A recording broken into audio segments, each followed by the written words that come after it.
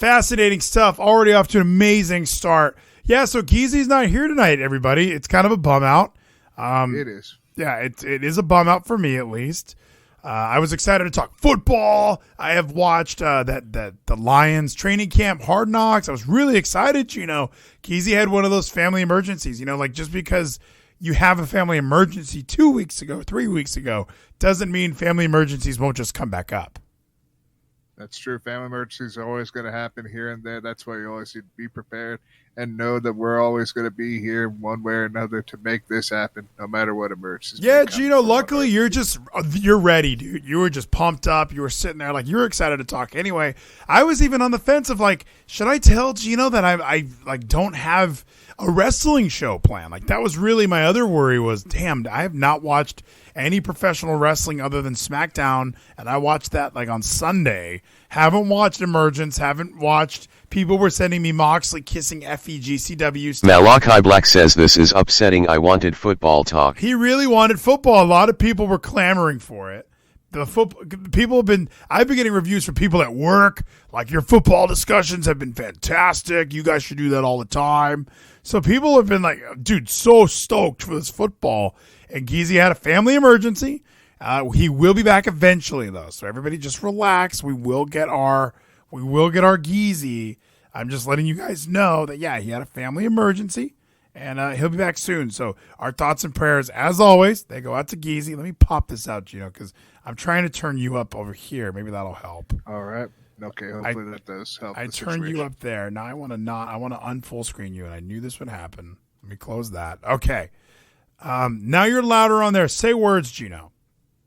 Okay, I'll say words. What words do you want me to say? Just be a little louder. Turn yourself up. Be a little louder. You want me louder? Yeah. The only way I get louder is right here. Be right in front of the Do you have a dial? Hit the dial. Make it just a smidge louder. The dial's already up all the way. The dial's up all the way. Interesting. Both dials. Let me try to change. If I could change one more dial. There might be one thing I could change on Discord. Maybe it is Discord. Maybe your in is coming in really low. So perfect. Well, we're here. Yeah. Hopefully that's better. That sounds a little better. As people know, my good friend Geezy is not here.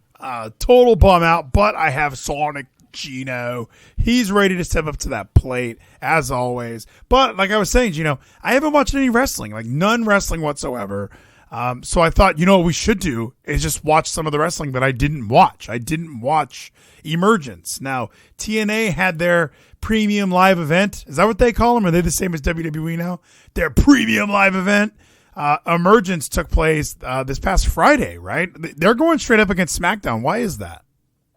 I think it's just because I don't know why it is. They normally did Saturdays. Now they're like, okay, for our specials, at least their monthly not pre-live events, but like Impact Plus events and Impact Premium Ultimate Insiders events. They just decided, okay, Fridays is perfect. I don't think any of their real pay-per-views have been on Friday yet, so we're going to have to see where Bound for Glory goes. But right now, at least we know the Premium Live, Impact Plus events, monthly Premium Live events are going to be on Fridays, which, I thought they're fine. Like, it gives you, then Saturday you can watch it any time. You don't have to, be up so late or so early, depending on your region. Well, and I wonder, you can just watch whatever.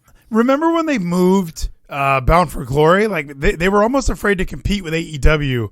It seems like with SmackDown, they're just like, let's fucking go. Like, maybe they understand that the Impact audience, the loyal fan base that is the Impact audience, they're not necessarily going to not watch the show because of something else. Like, I really think that, I have this Impact Ultimate Insiders, and when I go on and watch, Emergence, and it shows me the view count, at least, and this is only on YouTube. I mean, we're looking at, not many views. We're at 244 likes. I thought I had the view count for the premium live stuff, but yeah, it's not like there's the people that are watching this are going to watch it. These are their biggest fans.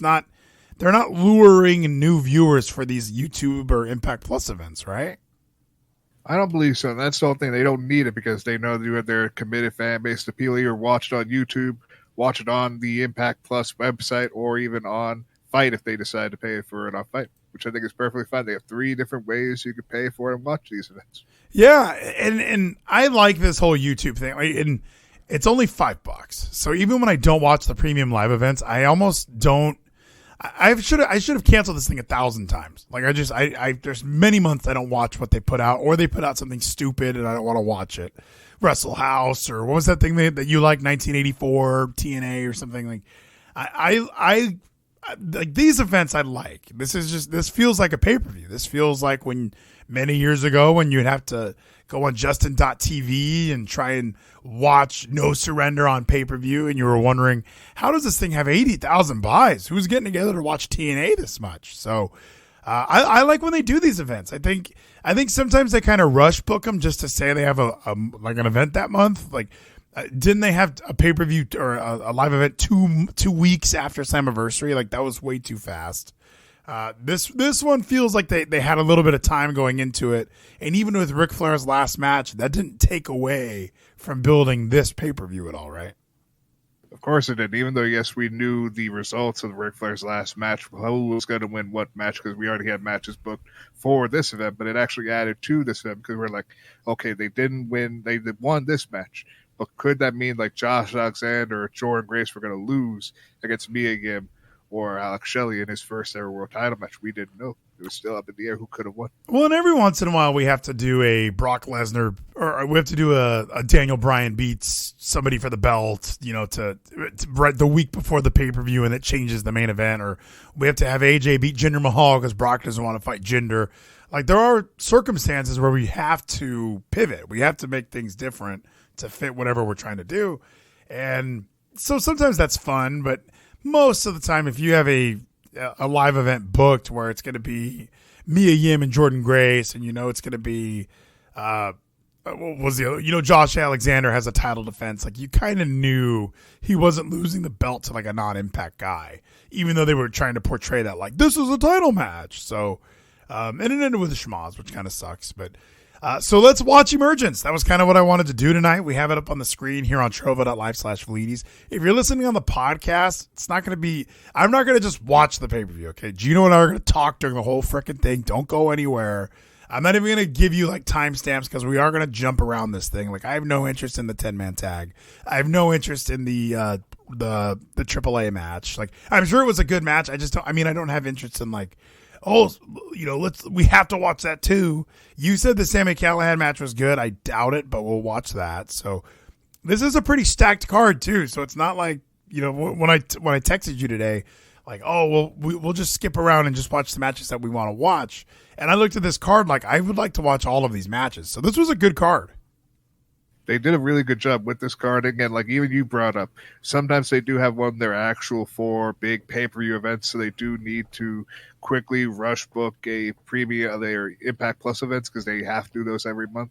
But at least this did have like a whole month that they were able to build to, and they did a really good job building up to this whole card. Because again, this having the biggest moment being Alex Shelley's first ever world title match in Impact history was a big moment. I was actually really excited for. Yeah, well, and is it his first one ever? Like, I was trying to think into my memory banks. Like, was there never a time in these 20 years where he was in some sort of a match? Because you think back on the entirety of TNA, you think of Kazarian getting title matches. You think of, like, Christopher Daniels, and people would kind of be thrown in. Monty Brown had title matches. Like, there's so many people that had title matches.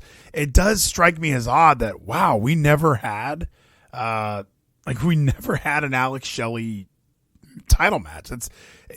Where do you think, was it all poor timing? Because I'm even trying to think, when was the most successful singles run for Alex Shelley? I think, like, sadly, his most successful singles run was when he was with Kevin Nash. Before Paparazzi Production, right before then, was his biggest run in TNA, at least. Ring of Honor, he has done an amazing run, I feel, more than Impact. But Impact, again, he couldn't have that chance for that singles run that we were hoping for, because they were like really wanting to promote Saban instead. And then when Saban got that time, it's like, oh, well, we don't know what to do with Shelley. Well, Shelley was keeps gone, leaving and sometimes gets hurt. He was gone at one point. Yeah, when Chris Saban won it, was when Shelley was gone. That's right. Well, because Saban tore the ACL, and they didn't really know what to do with Alex Shelley, which was kind of frustrating. Like, remember, he was even in Beer Guns. Like, he was teaming up with James Storm. They didn't know what to do with Alex Shelley other than, hey, you're a really good tag team wrestler. Like, no, he's a good wrestler. There's other ways to use this guy. So he could have been an Austin Aries. I don't know why, Austin Aries gets to be the only Austin Aries in the history of Austin Arieses. But when Saban came back, he tore his other ACL. I remember him having the double knee injuries. And Then Shelley was on the like, all right, well, I guess I'm not doing anything again. Like, they really had nothing for him to do. So when Saban came back, and then Shelley was gone by then. He was like, fuck this company. I don't even remember Alex Shelley in Ring of Honor. Did he ever win any television titles while he was there? I forget like the actual like his title history with Ring of Honor, like in the early days of Ring of Honor, like when Ring of Honor TNA, when they were pretty much the same company, you could work both promotions. Gotcha. Like Joe was one of the big ones that did both. But like Saban did have like kind of a good singles run. I forget like any like the big moments, but I do remember like seeing Shelley. I think that was the first time I saw him was when I was just watching this Ring of Honor, and I was like, this guy is so fucking good. And like he is like one of the best, and he's influenced, I can tell, a lot of wrestlers today. Just with how good he was, and how good he still is, that he can still go. Yeah, well, and I remember, so I do remember really enjoying Chris Sabin in the early days of TNA. He was one of the first wrestlers that jumped off the page to me. Like, when I would watch TNA, I would be excited for Chris Sabin. Hail Sabin! His rivalry with Jerry Lynn was fantastic, where he was a heel, because we all knew he could do the flippy X Division shit, but he would do like a suicide dive, and then he would stop at the ropes and like safely get out of the ring and do like a fist drop out of the guy. Like, he was such an asshole heel for a while there, and he was doing the cradle shock and like those Fox Sports Net era TNA shows. I felt like he was the perfect X Division champion, because after they had moved on from AJ just being the perfect champion, there was this era of these younger guys that you kind of were.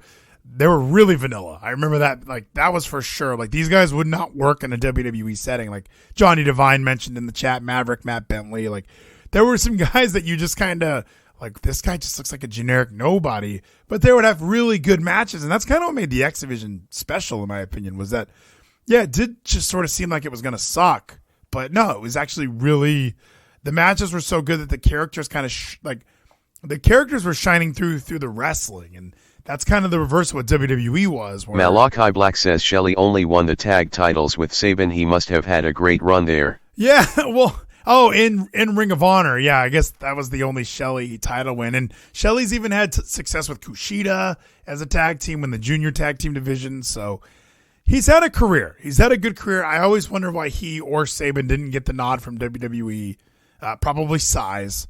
I know Shelley's not even a full-time wrestler, I hear. I guess he's like an occupational therapist part-time, which I was watching an episode of Impact, and I just thought, why would you guys even be talking about that? Like, you know, all these guys have careers outside of wrestling. And I was like, that makes this sound like really low budget, and that sucks. So, I don't know. So, but this, I like that was a weird combo of putting Shelley over and burying him on his first pay-per-view that he's the main event of.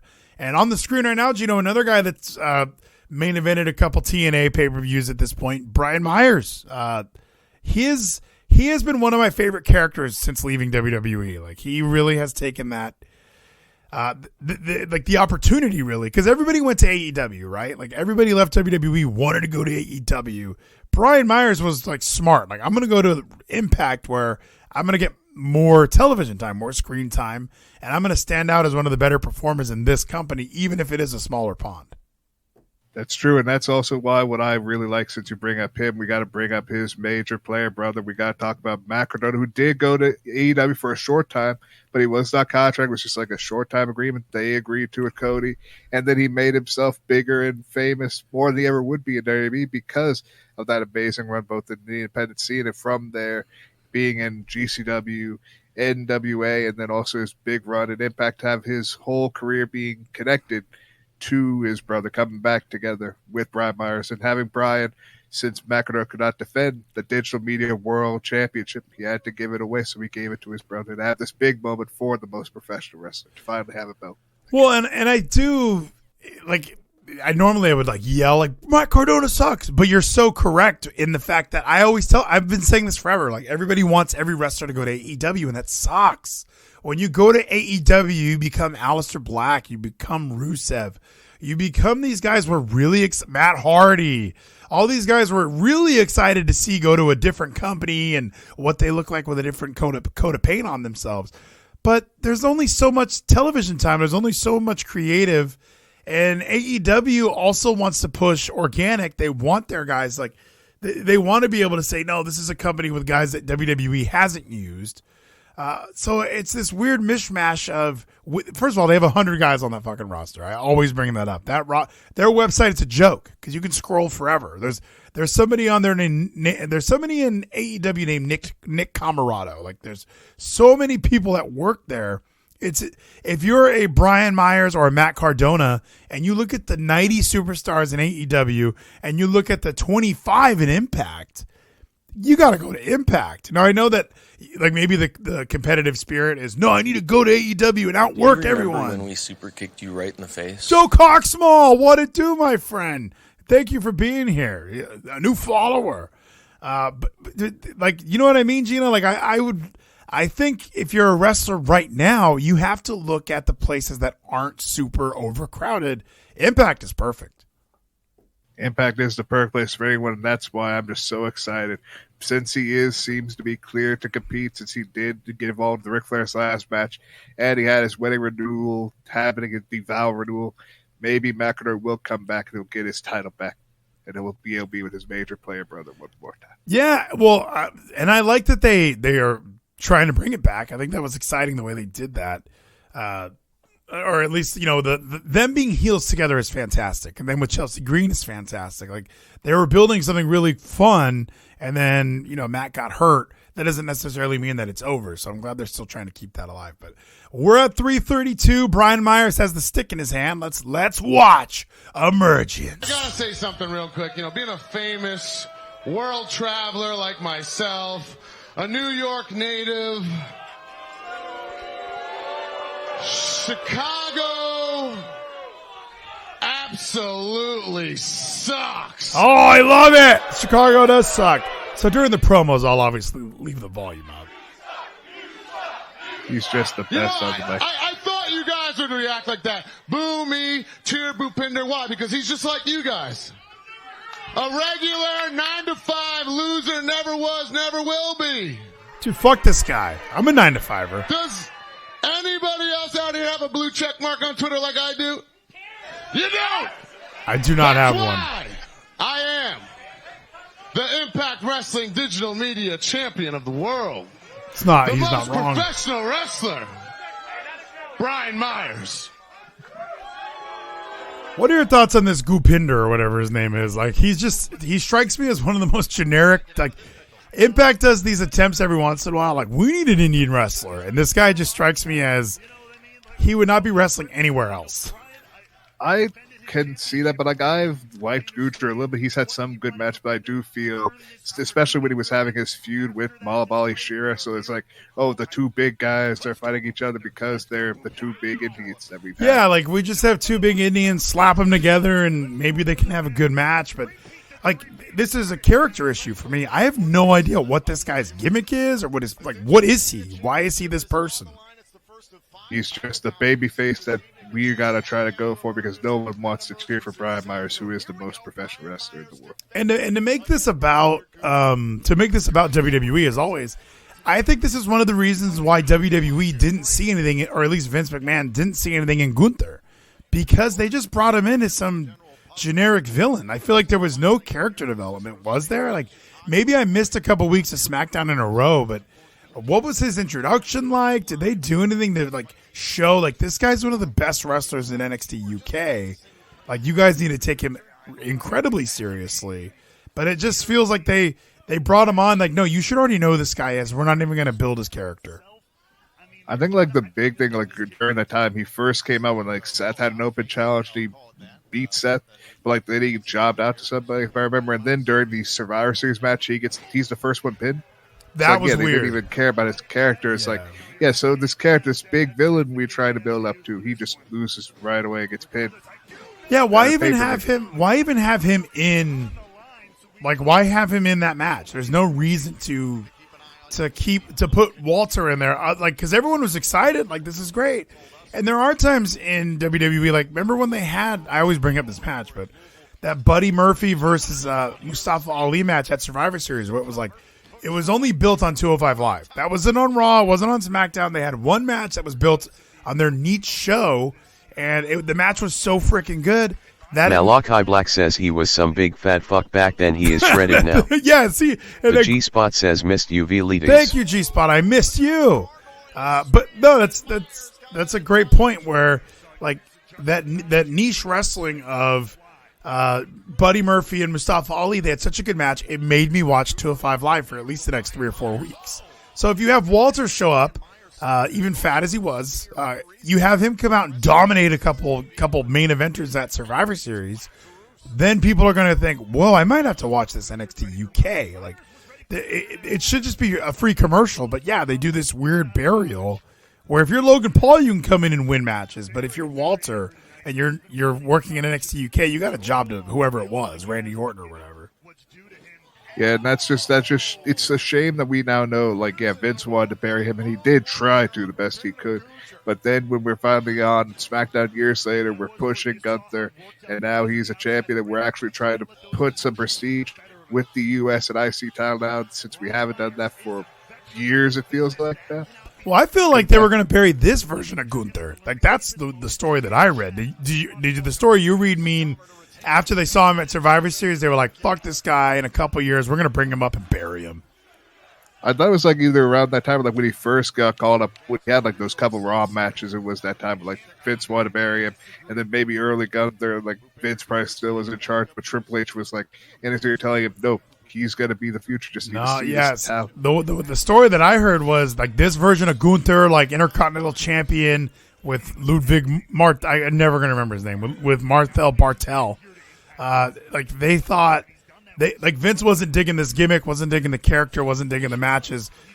He can be the Intercontinental Champion, but he's just going to lose, and we'll kind of do nothing with him after a while. He'll probably turn Ludwig babyface, and he'll somehow get the one up on Gunther, and then Gunther will just be kind of fired. Who cares? Yes, it probably will get fired eventually. But like right now, at least with Triple H and Stephanie in charge, Nick Khan realizing, Gunther has talent. He needs to do this for the Austrian, German, whatever place we want to go by in commentary, because they never say specifically where he's from.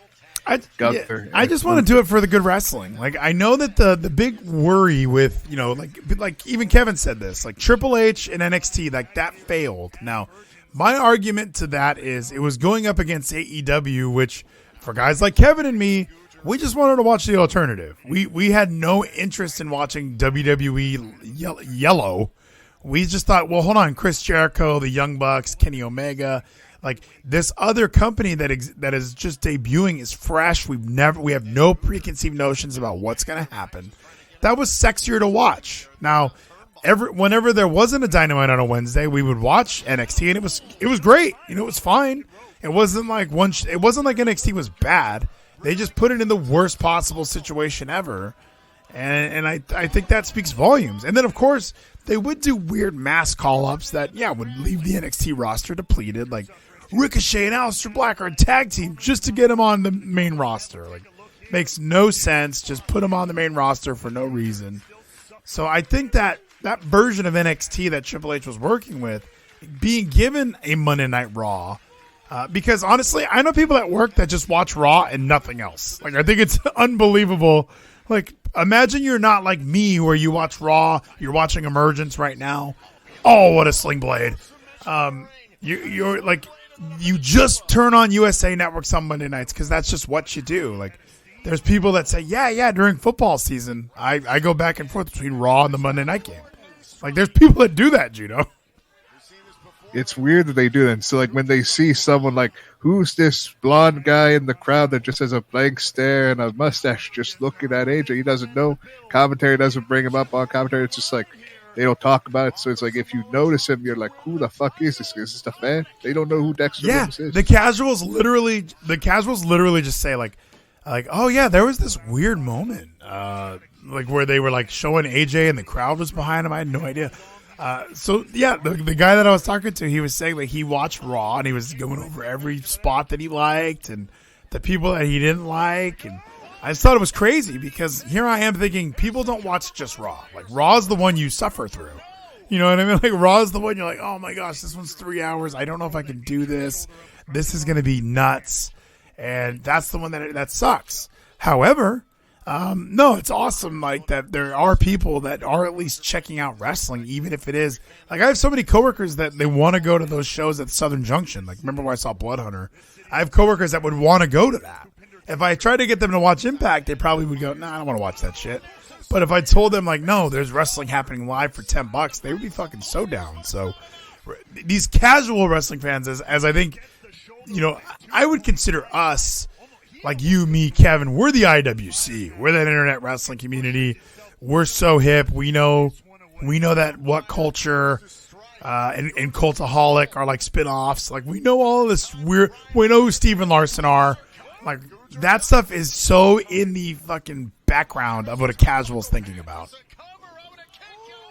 It is, and that's why like we do need to at least figure out like the best way to get people to watch the show. Because again, we have this big moment like this where Brian Myers retains the Digital Media World Championship like that. Great win by the best professional wrestler. Yeah. The most professional wrestler. Yeah, the best and the most professional. He's underrated in my opinion. Like I know that I seem to kiss his ass more than any other wrestler, but no, he's one of my favorite wrestlers. Nathan in the chat, Malachi Black sucks. That match was good. I know you and I were chatting the whole way through it, but that was a good match. And it makes sense for Brian Myers to keep the belt. Why wouldn't he? So Brian Myers beats your boy, Kunjunda Gipter, right?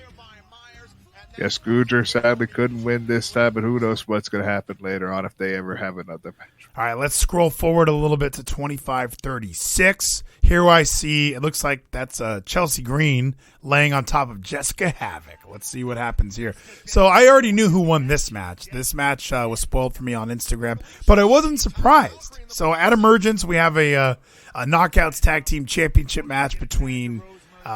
does Rosemary and Taya, do they have a team name or anything, or is it just Rosemary and Taya? I believe like Rosemary has like called her like the group Ragnarok before, but they don't call it that because again it's Taya being the Valkyrie. But that's the whole thing is like it's just Rosemary's called them Ragnarok.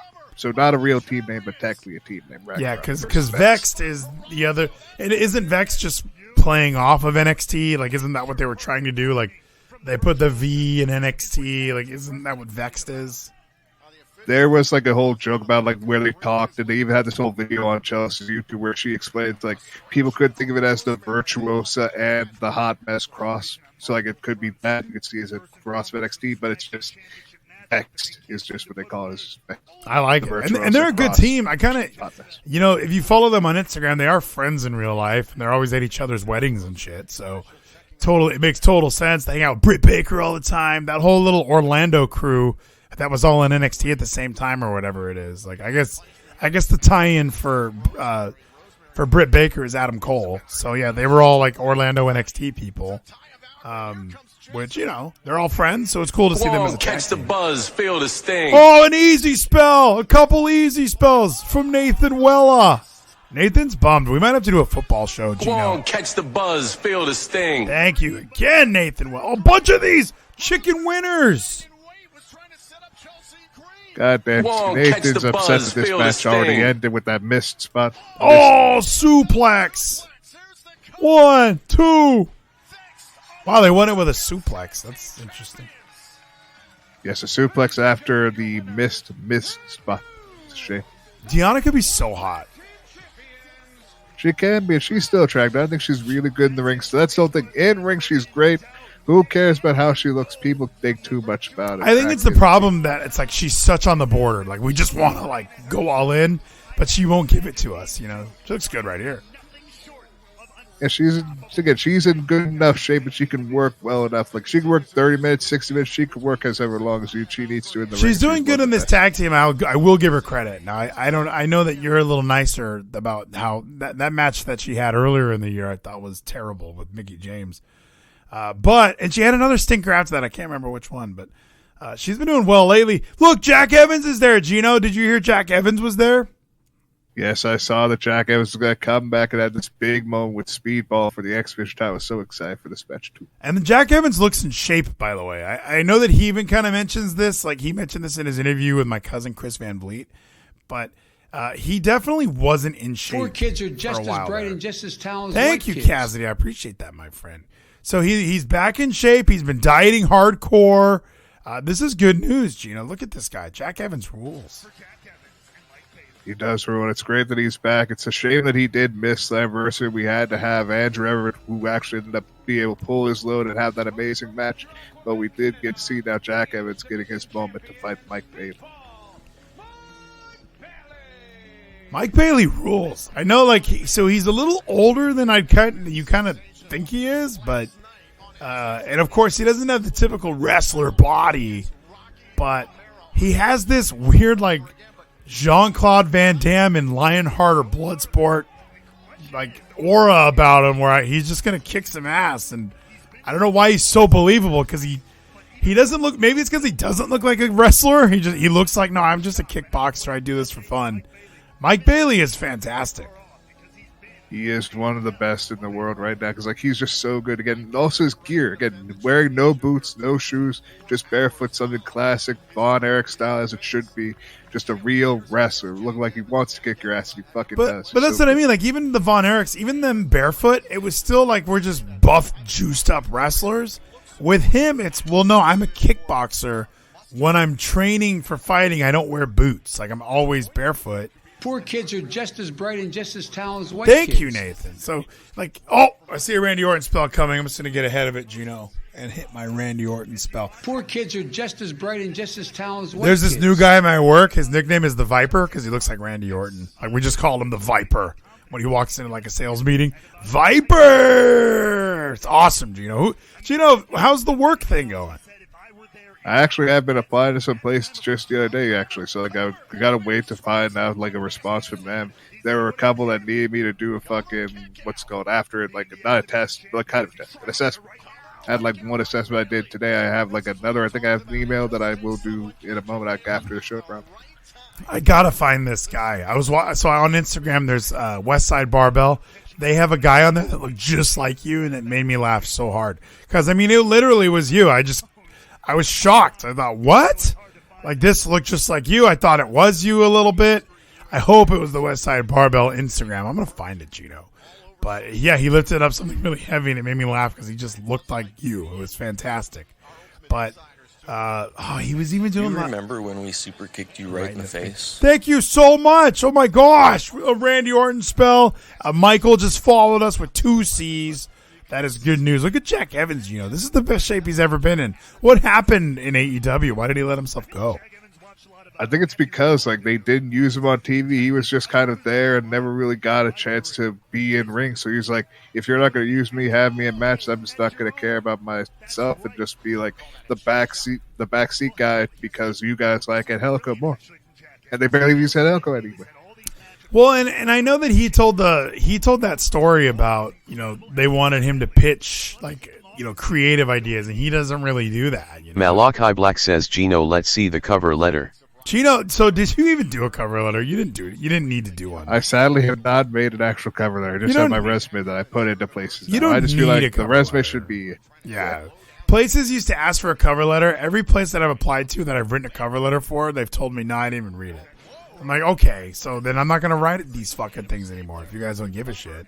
So, yeah, you don't need to do that. I think that's one of those, like, hey, this would be great if you did it, but, like, nah, it's not a make or break. The cover letter is not supposed to, like, repeat what you have in your resume anyway, so why are you guys even caring over here?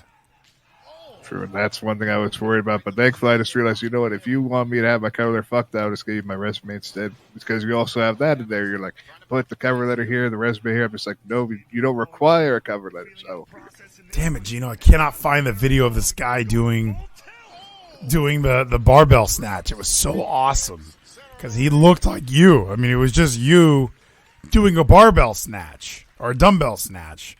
But you don't look like Louis Simmons. It was somebody else, and I can't find him, Geno. I'll have to find it on a different time.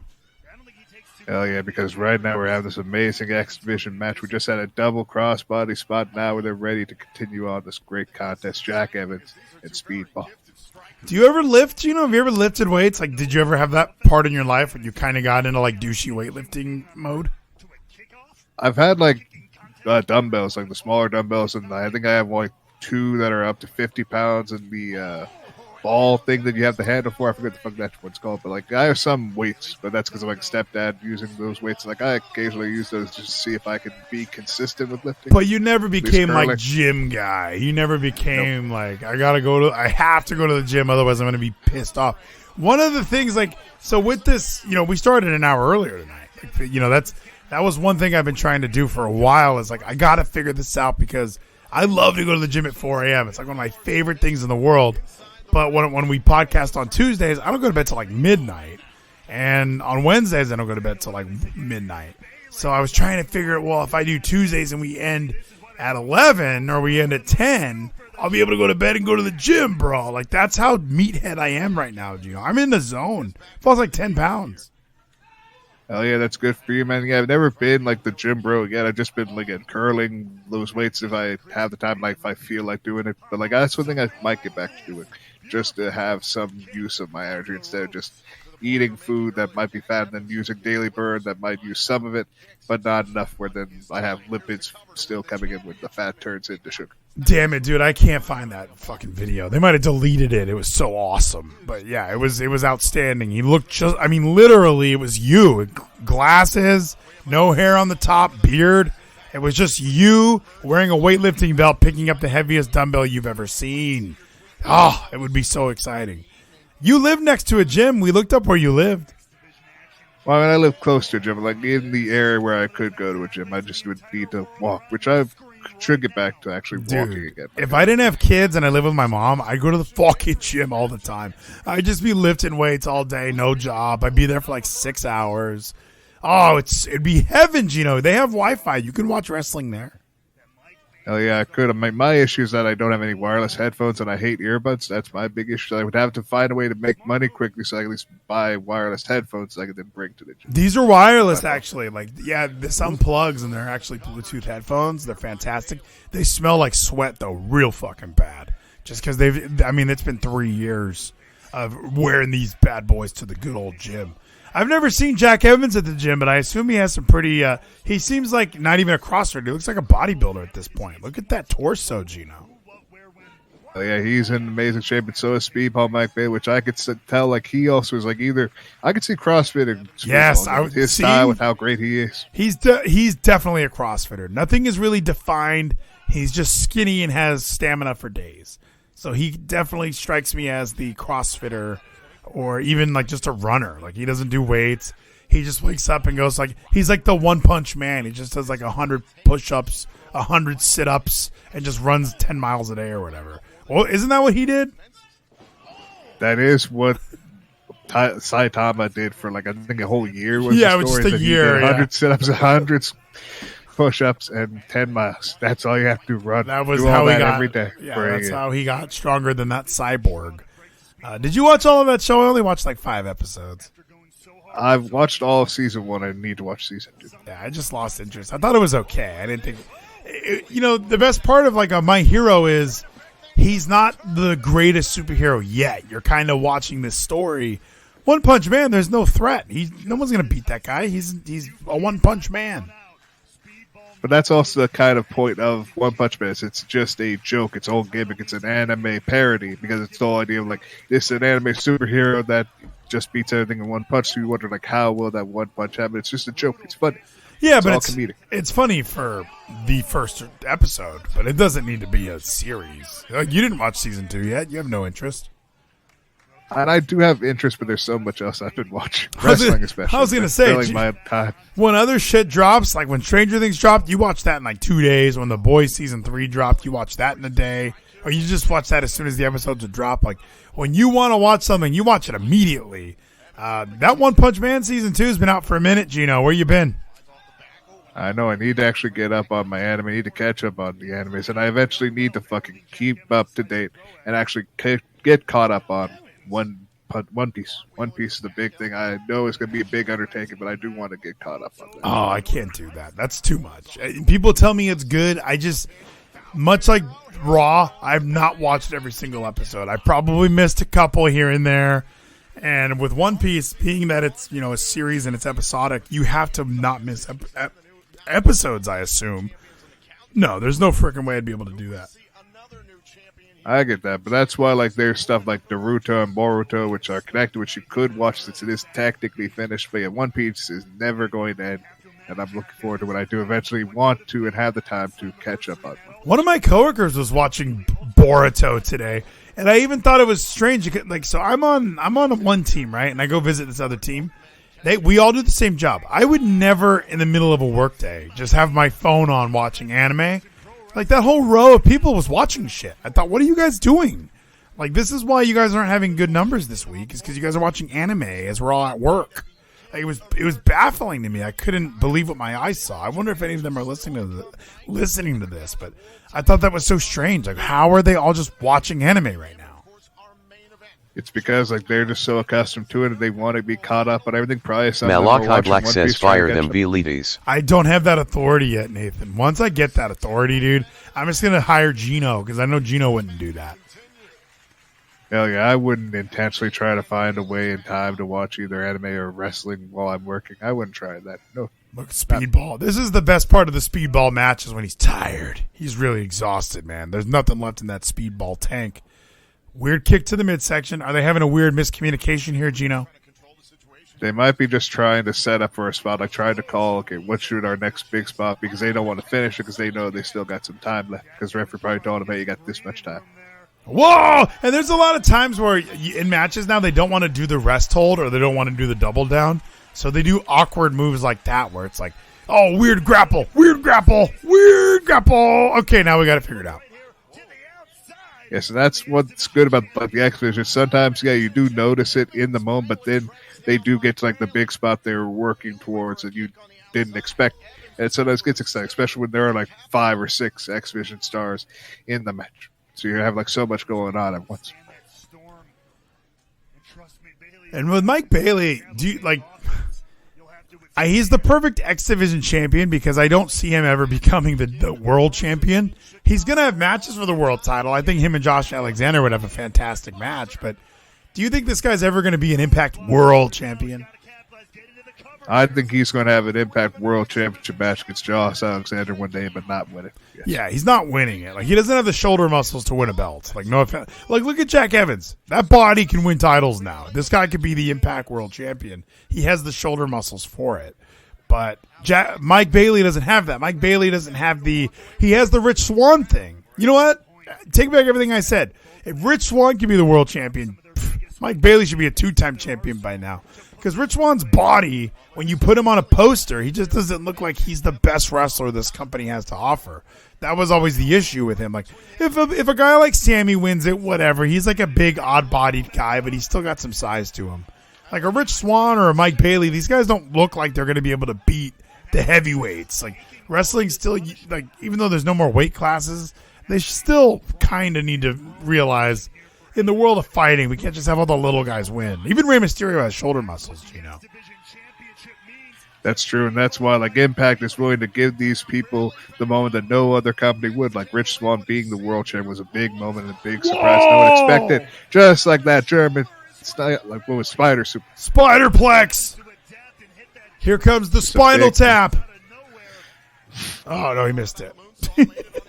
Yes, because the spiral tap was always from behind in the back. That's what AJ. And it was always Jack Evans' move.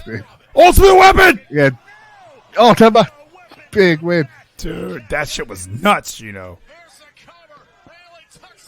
What? Oh, they're burying all the good talent in this company. This place sucks. That was a good match. The Ultimate Weapon is an amazing finish. That's the thing. Mike Bailey's great. The Ultimate Weapon because he's a big Final Fantasy nerd like we all should because Final Fantasy is the best video game series of all time. Is it, though?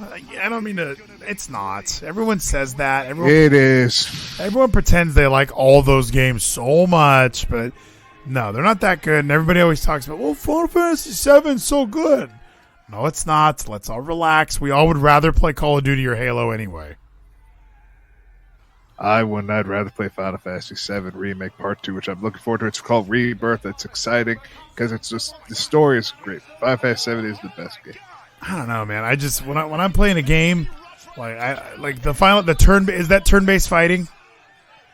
Final Fantasy VII is turn-based. Remake is not turn-based though. They changed it. You skip me on all of that. Skip me on all of it. I don't want to play Pokemon. I'm okay. I'm going to play other games. What are my favorite games? I don't even remember. MVP 05, that's turn-based fighting, I guess. Technically, all sports games are turn-based. Football is very turn-based. If you think about how nerdy football really is, you're trying to it's a very nerdy sport if you really try to think about it like fucking turn-based sport, turn-based game. Yeah, there's Football's rules. dirty. Yes. Yeah, there's so rules. much you have to pay attention.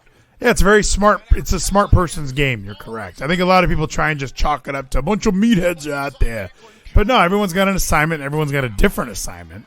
And everyone has the same ultimate goal. If you're on defense, don't let them score. If you're on offense, we need to score. But if you're an offensive tackle, don't let these edge rushers get the quarterback. If you're a quarterback, throw the ball to somebody. Like, everybody's got a different role. It's a very smart game. I like that you use the word nerdy. Because, like, sometimes when people use the word nerdy, it's like a cool thing now. Like, oh, this is for the nerds. But no, nerdy in that context, you were trying to make it sound bad. It's a good thing, Geno. Smart man's game. What happened to Macklin? Why is his body not cut anymore? What? Is he on the Deanna diet? I think Deanna might be cooking food that might not Malachi be a good Black diet, says so football they're just does not eating. have maths and information for Geno. That's true. Yes, they do. Here's the thing, Mr. Malachi Black, Mr. Nathan Weller. It's all about math information with football. It's basically a lot like Blood Bowl, the fucking Warhammer version of football. It's all turn-based football. What's Warhammer? Warhammer is this fucking franchise that's all about, like, it's fantasy, but it also goes into sci-fi as well. Like, there's Warhammer 40K, which is a whole universe, like 40,000 years. I think the big difference, though, Geno, is like, here you are, like, telling people, here's what football is. But when you're playing the game, like, okay, let's keep talking about it. Like, no, those people don't talk about it. They have to get out there and do it. So I think, yeah, Warhammer is the Vermintide game, right? So, like, that is Vermintide. It's a video game, and there's strategy to it, absolutely. But at no point are you going into Warhammer and actually doing that. Like, did you never played football? I never actually did play football, no. Oh, see, Geno, that would have been very... I feel like that would have developed your character so much if you had just been out there in the trenches with your boy. Did you ever play any sports?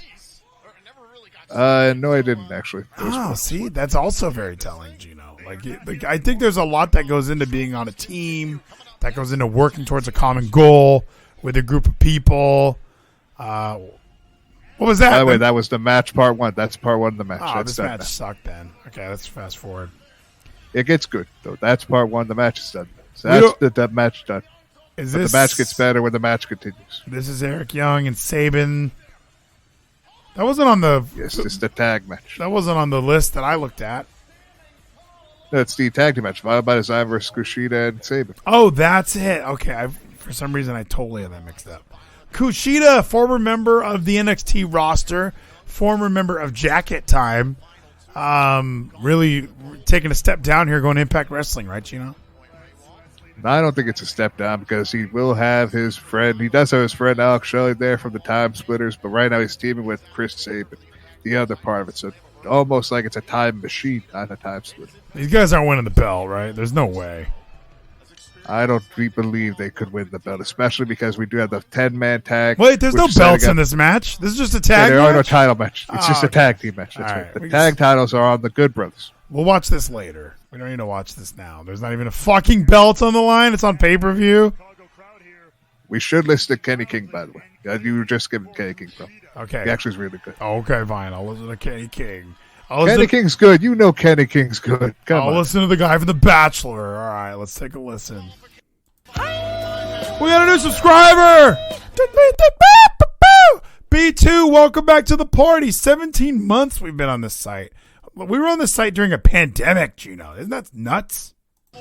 It is nuts, man. But the thing is, B2 knows how good Kenny King is. He subscribed just at this moment because he wants to hear Kenny King speak. I'm a Kenny King guy. I've been saying that for years. Whenever I watch Ring of Honor when it was dying and fledgling, and Kenny King wasn't the world champion, I always kept saying that's why they're fledgling and dying, is their best wrestler isn't their champion.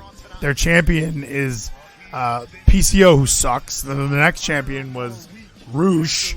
And then, like, they just kept going backwards. I was like, no, you have Kenny King. Stop booking all these velocity talent to be your champion. Yeah. So, in case you don't know, or in case you just slow, my name is Kenny, K-I-N-G, King. He's the pretty boy Pitbull. And the reason I'm out here is because it's a very big night for my squad, my family, Honor No More. See, tonight, we go 5-on-5 in a no DQ match against the lamest boys on the block, the Bullet Club. What? And if we lose, Honor No More must disband. Well, I'm going to tell y'all like this. The Chicago Bears got a better chance of winning the Super Bowl than the Bullet Club does of beating Honor No More. And that's all I got to say about that. Geno, the Bears are a football team. Reason I am out here is because there's a guy. There's a guy so scared to death, he hides in the shadows. There's a guy who's such a coward, his heart pumps so much Kool-Aid that he wouldn't even dare square up on us face to face. He attacks us from behind. You might call him the red-headed Rebel Heath.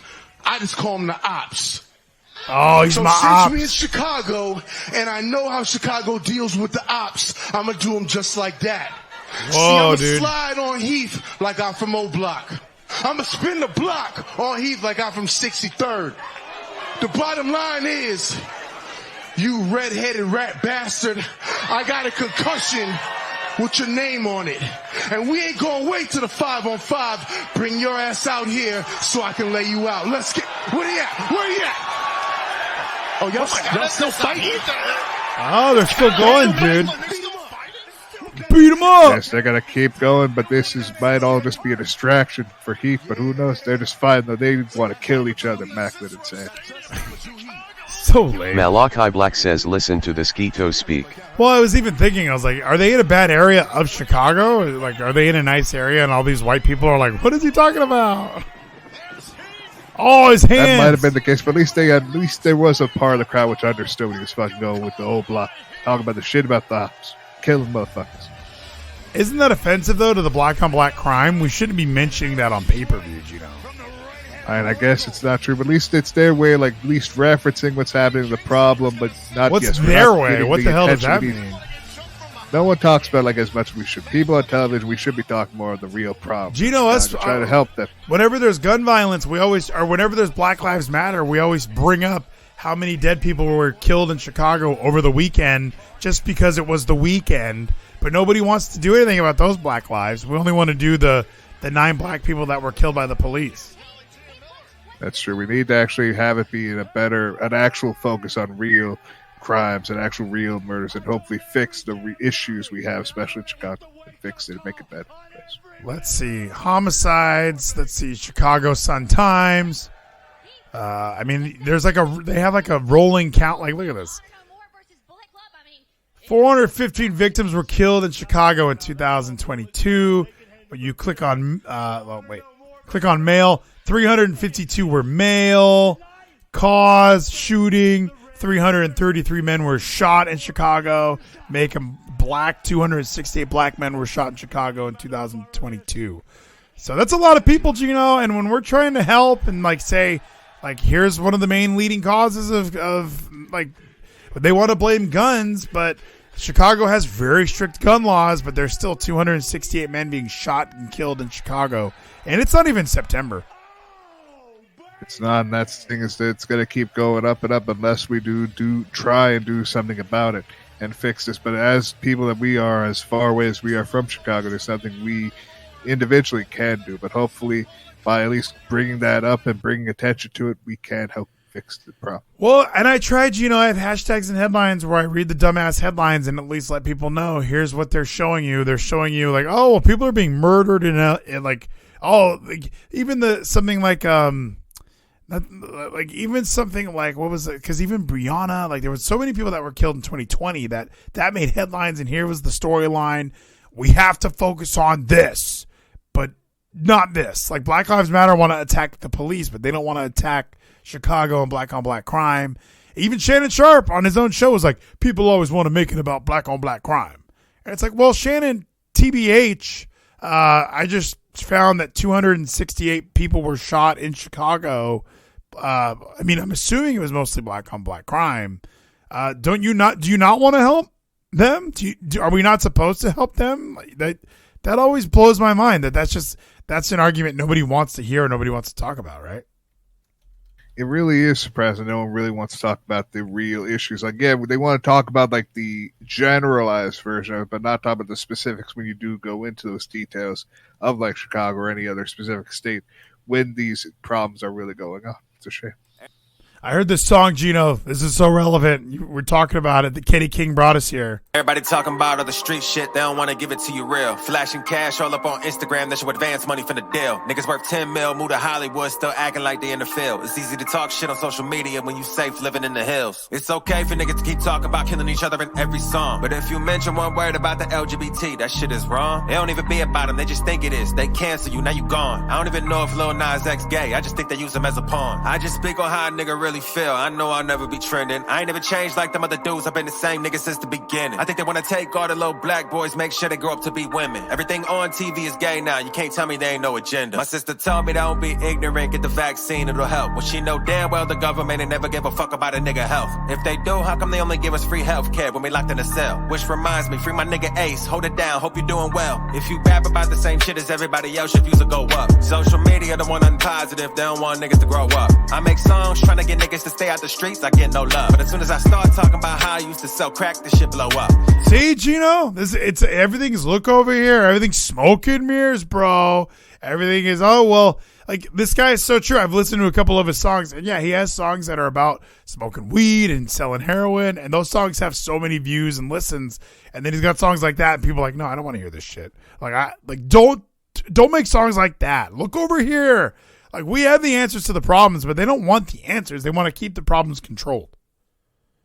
And that's the whole big problem is we need to figure out like how to change that control and actually focus on what really matters and fix the problem. But there's nothing we feel we can really do but just stay back because we don't know what we can really do to fix the issues. I know what we can do. We can watch Moose and Gia Miller backstage here at Emergence. Looks like I missed the Lucha match, which I'll watch later. I'm sure it's really good. Wait, I want to go to the beginning. Did they just interrupt his interview immediately? Not immediately. He does speak. Okay, good. Thank goodness. If I decide, because she always wants to question this shit. Fight between Steve Macklin and Sami Callihan. But do you think that's enough to put the rumors to bed about your supposed alliance with Steve Macklin? Gia, as I was enjoying my night off, I was actually thinking how great you are at your job. But obviously I'm mistaken, because every time I see you, you ask me the same. Alfie Gray, thank you for the sub. Oh my gosh, -1 just says, how long have you been live? Only for 1 hour. You have to be in the Discord. I had a thing that said we were live. Twitter said we were live. Don't worry, we're still live though.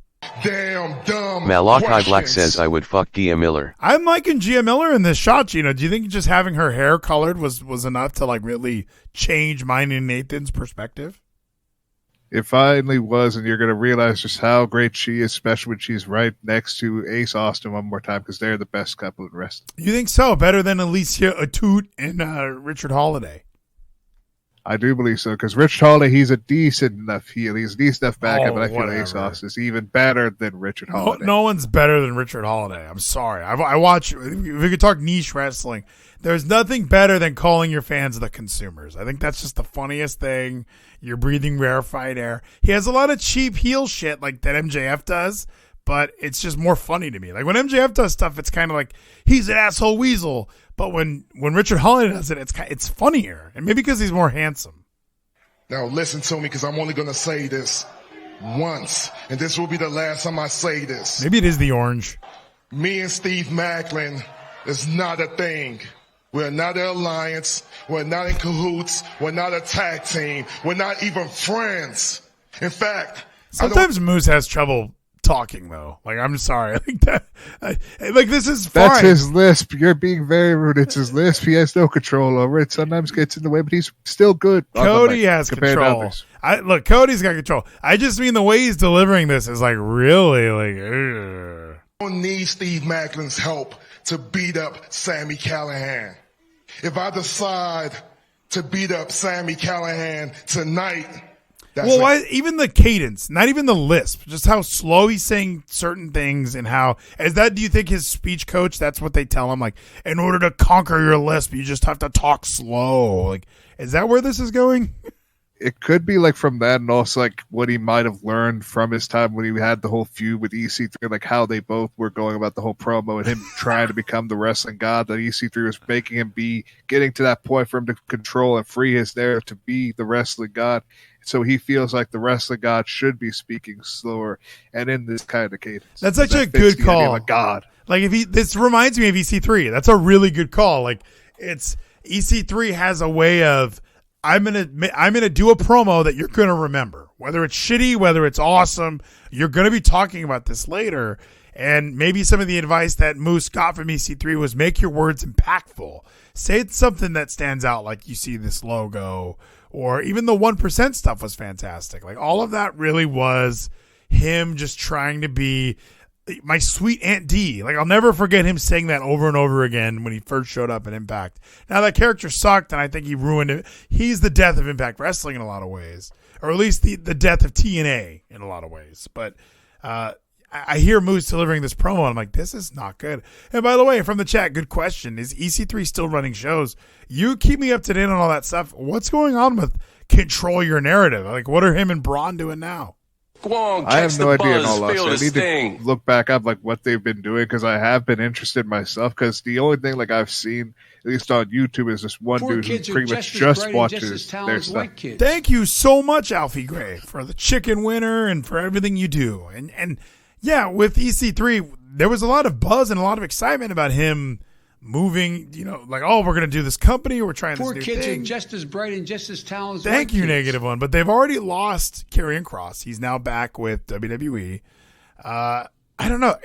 Do you think with Triple H in charge, isn't this kind of the, hey, bring back EC3, bring back Braun? Redbeard already left them, and he's now working with AEW. Maybe we're done controlling our narrative, and we're going to let Triple H control it. Maybe so, and that's what I am interested in seeing because I actually am very curious what they're going to do because they do still and probably will always have Austin Aries, EC3, Braun, might never want to go back. So like they have some people like Jervis Conway, like Gentleman Jervis, because the whole thing that happened with him and Brian Zane even like brought up that shit where because again Brian Zane sucks though. And like there are people that are always like not going to be allowed in WWE. So like maybe Control Your Narrative will be for that is where people who won't be accepted anywhere else but Control Your Narrative. Exactly what Whoa. They almost hurt Gia. Okay, see, Sammy's a piece of shit getting involved. So now Moose is just doing this to defend himself because Sammy attacked him. So he's not connected with McAfee. He's attacking Sammy because Sammy attacked him. Why did Sammy attack him? Sammy's just pissed off about because he believes they're in coots, but they're not. See, he's just defending himself, and McAfee seems to be helping him just because. But if you're getting chased by Macklin, why would you go out of your way like, I gotta hit Moose real quick? Oh, I got him. Like it makes Sammy's no sense. insane. He wants to beat up both of the people that he hates and that both hate him equally. For some Malachi Black says the shit is the worst. Yeah, this is not good. Not a fan of this part. It just makes no sense. Back to the ring. I like that they've been fighting around this fucking cafeteria all night. There's no way this arena's this big, and these guys have been fighting all around. They were fighting everywhere outside the arena, but we weren't able to see it. We only see what we saw inside this area. So now they're back in the ring. Why do they have two cameramans next to each other? They got not this side, but the other shot. There was two dudes with cameras, right? Who's coming out? Who's that? Scott? Could be Scott Dunmore. Oh, D'Lo, he's fine, but he doesn't want to do commentary because he's not as good as Matthew Raywalt, who's the best. D'Lo. It's good that we found Matthew Raywalt to be on commentary, and he is a lot better than D'Lo. Even though D'Lo is good, Matthew Raywalt and Tom Hampton are really good together. Shots fired. I like D'Lo on commentary. D'Lo's good. That's it. But when you have Matthew Raywalt and Tom Hannafin, 205 Live's greatest. 205 Live crew. Oh, shit! Holy shit, Scott Dunmore. Why did he just come out to begin with? We need to have security. Oh, got to turn it up for this part. There would not be a regular wrestling match. So that's my mistake. And I can rectify this right now. Let's try this all over again, except Moose, you're banned from ringside. Callahan versus Macklin, only this time, no DQ, anything goes. Spencer, get the bell. Get out of here. We need a special enforcer. Yes, they need to make sure they stay in the ring because Moose could just show up anywhere. Tom Hannafin loves it. Oh, they get some color in this match. We're going to watch this one. We're going to chair shot right to the fucking head because it's unprotected, and that's what good wrestling is, unprotected chair shots to the Remember head. Solomon Crow and he was all in shape? Remember that? Yeah, I do remember that. I also remember, what was his other bird name in Lucha Underground?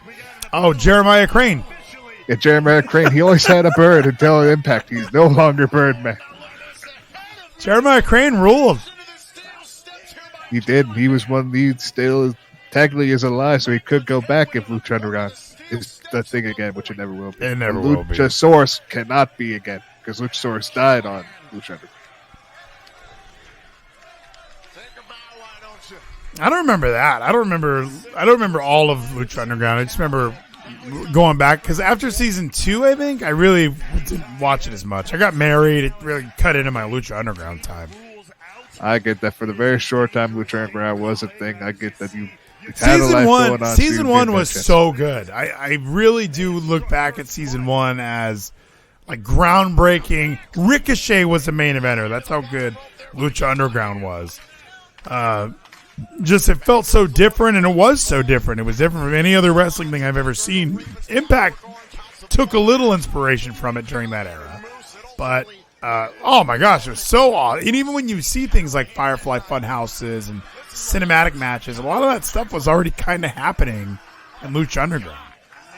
Yep, Lucha Underground inspired a lot of wrestling today that we do see with the cinematic matches, and we're still going to see that. Eventually, I'm sure we're going to see some more cinematic matches. It's all going to be thanks to Lucha Underground for starting that big premise. Like, even in fucking NXT 2.0, like, they're doing, like, music and backstage segments where we connect to, like, the Tony D'Angelo shit. That's basically all Lucha Underground promos were. Yeah, I remember watching, you sent us that clip, Kevin and I were watching it. It just felt like right out of Lucha Underground, the way they were shooting it, the characters they were using, and it was, even though I know it's fake wrestling, they built like this narrative and they built these characters up to where I believed everything that I was watching. Yes, and this whole story they're doing with the whole Santos is trying to get his family finally out of this whole situation with the D'Angelo family, but now Santos is going to be putting his career on the line where he's going to get kicked out of NXT if he loses, but his family could leave the D'Angelo family if he wins. So we could get Legado del Fantasma, or Santos gets called up, which either way it's going to be cool. Who did Macklin say that he hated in NXT? Didn't he have like a tag team that he really didn't get along with? Was it Enzo? It probably would have been Enzo and Cass. Like, he seems like a more professional guy. Like, Enzo seems like he would be more like the fun-loving dude. So, like, Macklin would like seeing him probably as like a piece of shit who doesn't really care about this business like Macklin does. Damn. Yes, they're just trying to kill each other here. You see, I like cactus up. See, I like that move. Like, it was just a simple, like, kind of an elbow drop, but really was like a hip drop onto Sammy's like chest. I really liked that. See, even Nathan says that was sloppy. I almost like that more than like doing like some sort of a plancha. Like, that looked like it really fucking hurt. Yes, it's better than the cactus elbow drop that Mick Foley would have done. Just fucking try to really kill the guy. Put all your weight on him, not some of it. Well, and you know, typically now in wrestling, you have to wait for the guy to get up and do a suicide dive through the ropes. Like, that looked like it really hurt. This match rules. That's the thing. Sammy Callahan's great at Macklin, even though, yes, he's not in the shape that he was in a few months ago. He is still good. Look at him. He's willing to get color in this match because he's that fucking He can be good. I know that he can be. He's a fucking Marine. Like, they could do so many awesome things with this guy. But they had him do Juggalo Face, that one pay-per-view. He's done some pretty... And he's had some really terrible matches. That match he had with Trey Miguel and... that triple threat match that we love. Who was that with? It was Trey Miguel, Macklin, and who? Ace Austin? I think that was Laredo Kid. Laredo Kid. Oh, my gosh. Botch Fest in 2022. What is that, a Swiffer? He's got a this sweep. This is wrestling. Clean sweep. This is wrestling. You need a broom. Let's It's go. actually a sweeper, not a broom. We need a broom spot instead. Oh, this guy's awesome. That's what Baron Corbin did when I was there live. We were all laughing about the table, and Baron's like, "When we put his ass through a table," and he slid it back into the ring. It was awesome. See, what I do like what Impact does is what WWE used to do is like they show like tweets like that, actual tweets, because they show like there are people who care about the social media. WWE can't do that because then half the fans will go to that person's page and see they like Trump, and then they got to cancel him. That's true. A lot of people during the wrestling show would go to that person's Twitter and care what they really think. Yeah, focus on the other thing and not the wrestling opinion. Auntie with the good tits, you know, it happens. But look, did you see that he did the better version of that whole fucking Moxley spot? He actually did a sleeper. No, there's no better version. That was better version. That move is so stupid. Oh no! A sleeper. T-Bone! That Now looked like a hurt. Black says McClin is on that Diana Perrazzo diet looking fat as fuck. He is looking bigger. Like, when he showed up in TNA, I thought, whoa, dude. He looked really fucking yoked. And here we are a year later, and he's not as yoked. And it's not like they're on the road. Like, Impact doesn't have the same travel schedule that WWE had. Like, this guy should just be at his home gym getting ripped. That's true. So maybe after their proposal, and I don't know if they're officially married yet or wedded yet. So I think maybe they're just like enjoying themselves now before they do work out again in the regular schedule. Like, I don't know what the issue is. Like, I do miss them both in better shape. Like, if he was in love with her, he would marry her. That's true. And they both are in love together. I don't know when their wedding is, but she did say yes to him, so we're looking forward to when they are. Well, I'm just saying, they're living together out of marriage. Fucking sin, bro. Look at that. Chair shot to that a fucking yank because Macklin's a professional willing to take that shit, not protect it.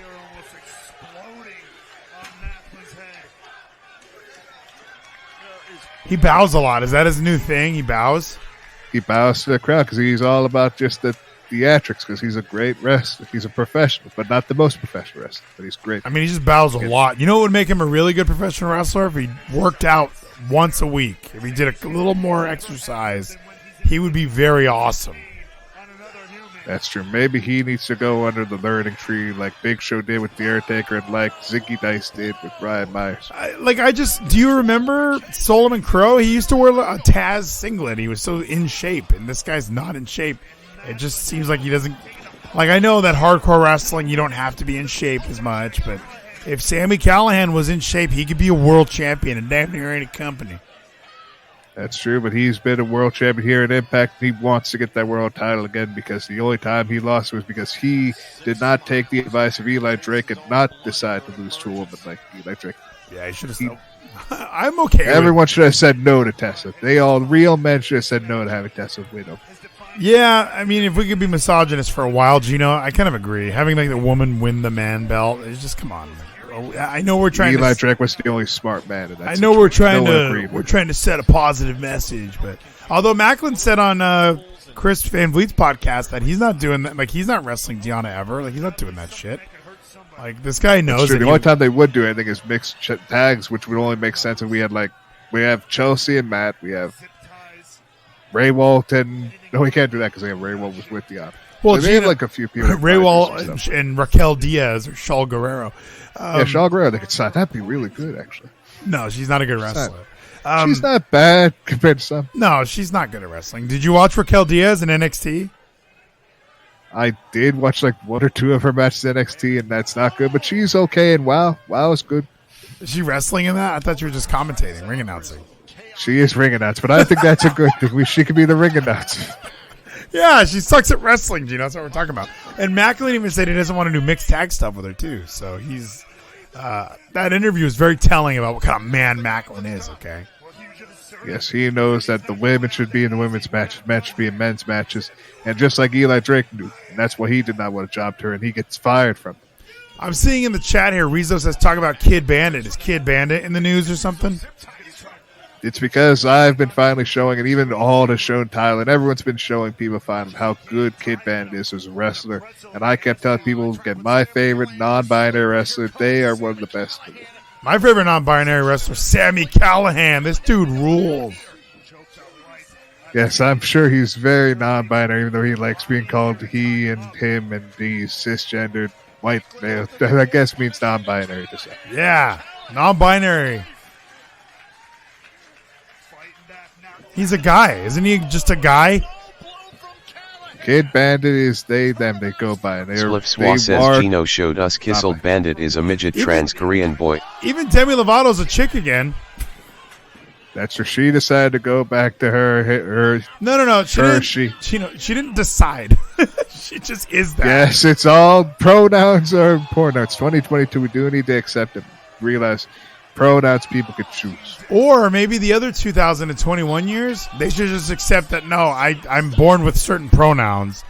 Just because you use different B2 ones. says they and them are plural, can't be multiple people. Yeah, can't be multiple people unless you're schizophrenic psycho like Wes Scantlin from Puddle of Mud. And no, it's 2022. Just accept it. Like, no, I'm not going to accept false narratives, Geno. Alfie Gray says I don't like woke Geno. Geno doesn't even like woke Geno. You should have heard him talking about the Chicago shootings earlier. I was like, geez, Geno, put your liberal cap back on. We're supposed to argue about this shit. Yeah, see, we're supposed to argue about it. See, there's some things I Malachi agree Black with. There's says Geno is so scared of being canceled. You really are. You are unbelievably we need to be moved on. We need to not worry about cancellation. No one's getting canceled. Kid Bandit again. The best. They're the best. They're the best. Yeah, no, he is all right at wrestling. I've seen some of his stuff. He is very okay. He reminds me a lot of Ho Ho Loon, who rules. Ho Loon is really good. And that's the thing. What I do like, again, this promotion that they are in is DPW, and their match like with Lucky Ali, because Lucky Ali's really good. They're both great together, Lucky Ali and Kid Bandit. Great matches. Amazing matches. Look at that. Macklin just being a professional, just not wanting to give a shit about this motherfucker. And then he still takes the cactus driver. 97. That is one of the greatest matches they've ever had. And by they, I mean Sami Callihan. Hell yeah, an amazing spot. A cactus driver 97 with a fucking dude with zip-tied arms behind his back. Don't assume Macklin's a dude, okay? He might also be a they, them. Oh, I've seen their Twitter. They go by he, him, Mr. Macklin. Truth! More shade! I just want to see Maria. We can fast forward now. So they really break up Honor No More? Is it because PCO is a piece of shit? Well, let's see the finish, at least, so you can see who. Oh, Hikuleo just got a kick to the dick. Hell yeah, OGK, the kingdom. No fucking Adam Cole. He's a loser. The real. Do you still king, pretend that Mike Bennett sucks? Like, I remember you, out of all the wrestlers that you, Kid Bennett's my favorite, they, them. Mike Bennett fucking rules, and you always talk shit about Mike Bennett. Mike Bennett's good, but Matt Taven's better. Well, they're both A+. What are you talking about here? That's right. I said, like, I know, I would say Matt Taven is A+, and Mike Bennett is an A. Gino, did you see that shirt? Which shirt? There's many shirts here in the crowd. There's the shirt. Look at that, Gino. Is that an ICP WWF shirt? It could be a Jekyll Brothers ICP. Gino, look at that shirt. That's your shirt. Is that you? Look at this guy. Who would have that shirt? Anyone would have the shirt because that was sick times. Like, I had no idea WWF actually even would have made an ICP shirt. They had the oddities with them. They had the oddities back because Jekyll Brothers is what year? 99. I think Jekyll Brothers was 99, dude, 98. Oddities, Kurgan, dude, all of that was going on in this time. Amazing. That's an awesome shirt, Gino. We got to get that. That'd be sweet. Hopefully we can't find it, but it's probably on fucking eBay for like $100. Oh, shit. Are you serious? I wouldn't be surprised if people put it up for that much because like it would be very big because it's both with the WWF logo, the scratch, and it probably has a Jekyll Brother on the front. So, yeah, it'd be pretty big. Damn it. I don't know if they... Even when you go on eBay, it doesn't look like they have like the WWE crossover one. Like it looks like they just have the Jekyll Brothers shirt. And I don't want just the Jekyll Brothers. I want the WWF logo on the back. Like, is it a Jekyll Brothers or is it an ICP shirt that just has the WWF logo on the back? Oh, great idea. I'm being too specific. I'm being too much of a juggalo. I need to just put Insane Clown Posse. You're right. An ICP WWF shirt. Oh, great idea, Gino. See, you get it. Are you still down with the clown? not as much as I used. Like that's like ICP. I at least like check out Shaggy because he has podcasts going on that I've been kind of like listening to every now and again. But like that's been it. I've never really like listened to their music like I used to. Pump it all the time, dude. In high school, you're missing out, dude. I'm a big time Juggalo now. Hell yeah, listening to their stuff now, their current shit. Hell yeah. I listen to a lot of pop punk and a lot of ICP. Those are like the only two things that I listen to, you know? PCO's gonna die. What the fuck? Oh! We don't know how he landed. He could have died right there from Luke Gallows. Killing an old dude. Man. What a disrespectful piece of shit Luke Gallows That's is. Doc Gallows. The big LG. The big LG Doc Gallows. Luke Gallows. Yeah, not Luke. It's not Luke. You're going to get us in trouble. You're worried about getting canceled. I can't believe that them just did that. Yeah, how could he? How could they do that to PCO? That is crazy of they. Why are some people they? That one's the dumbest one.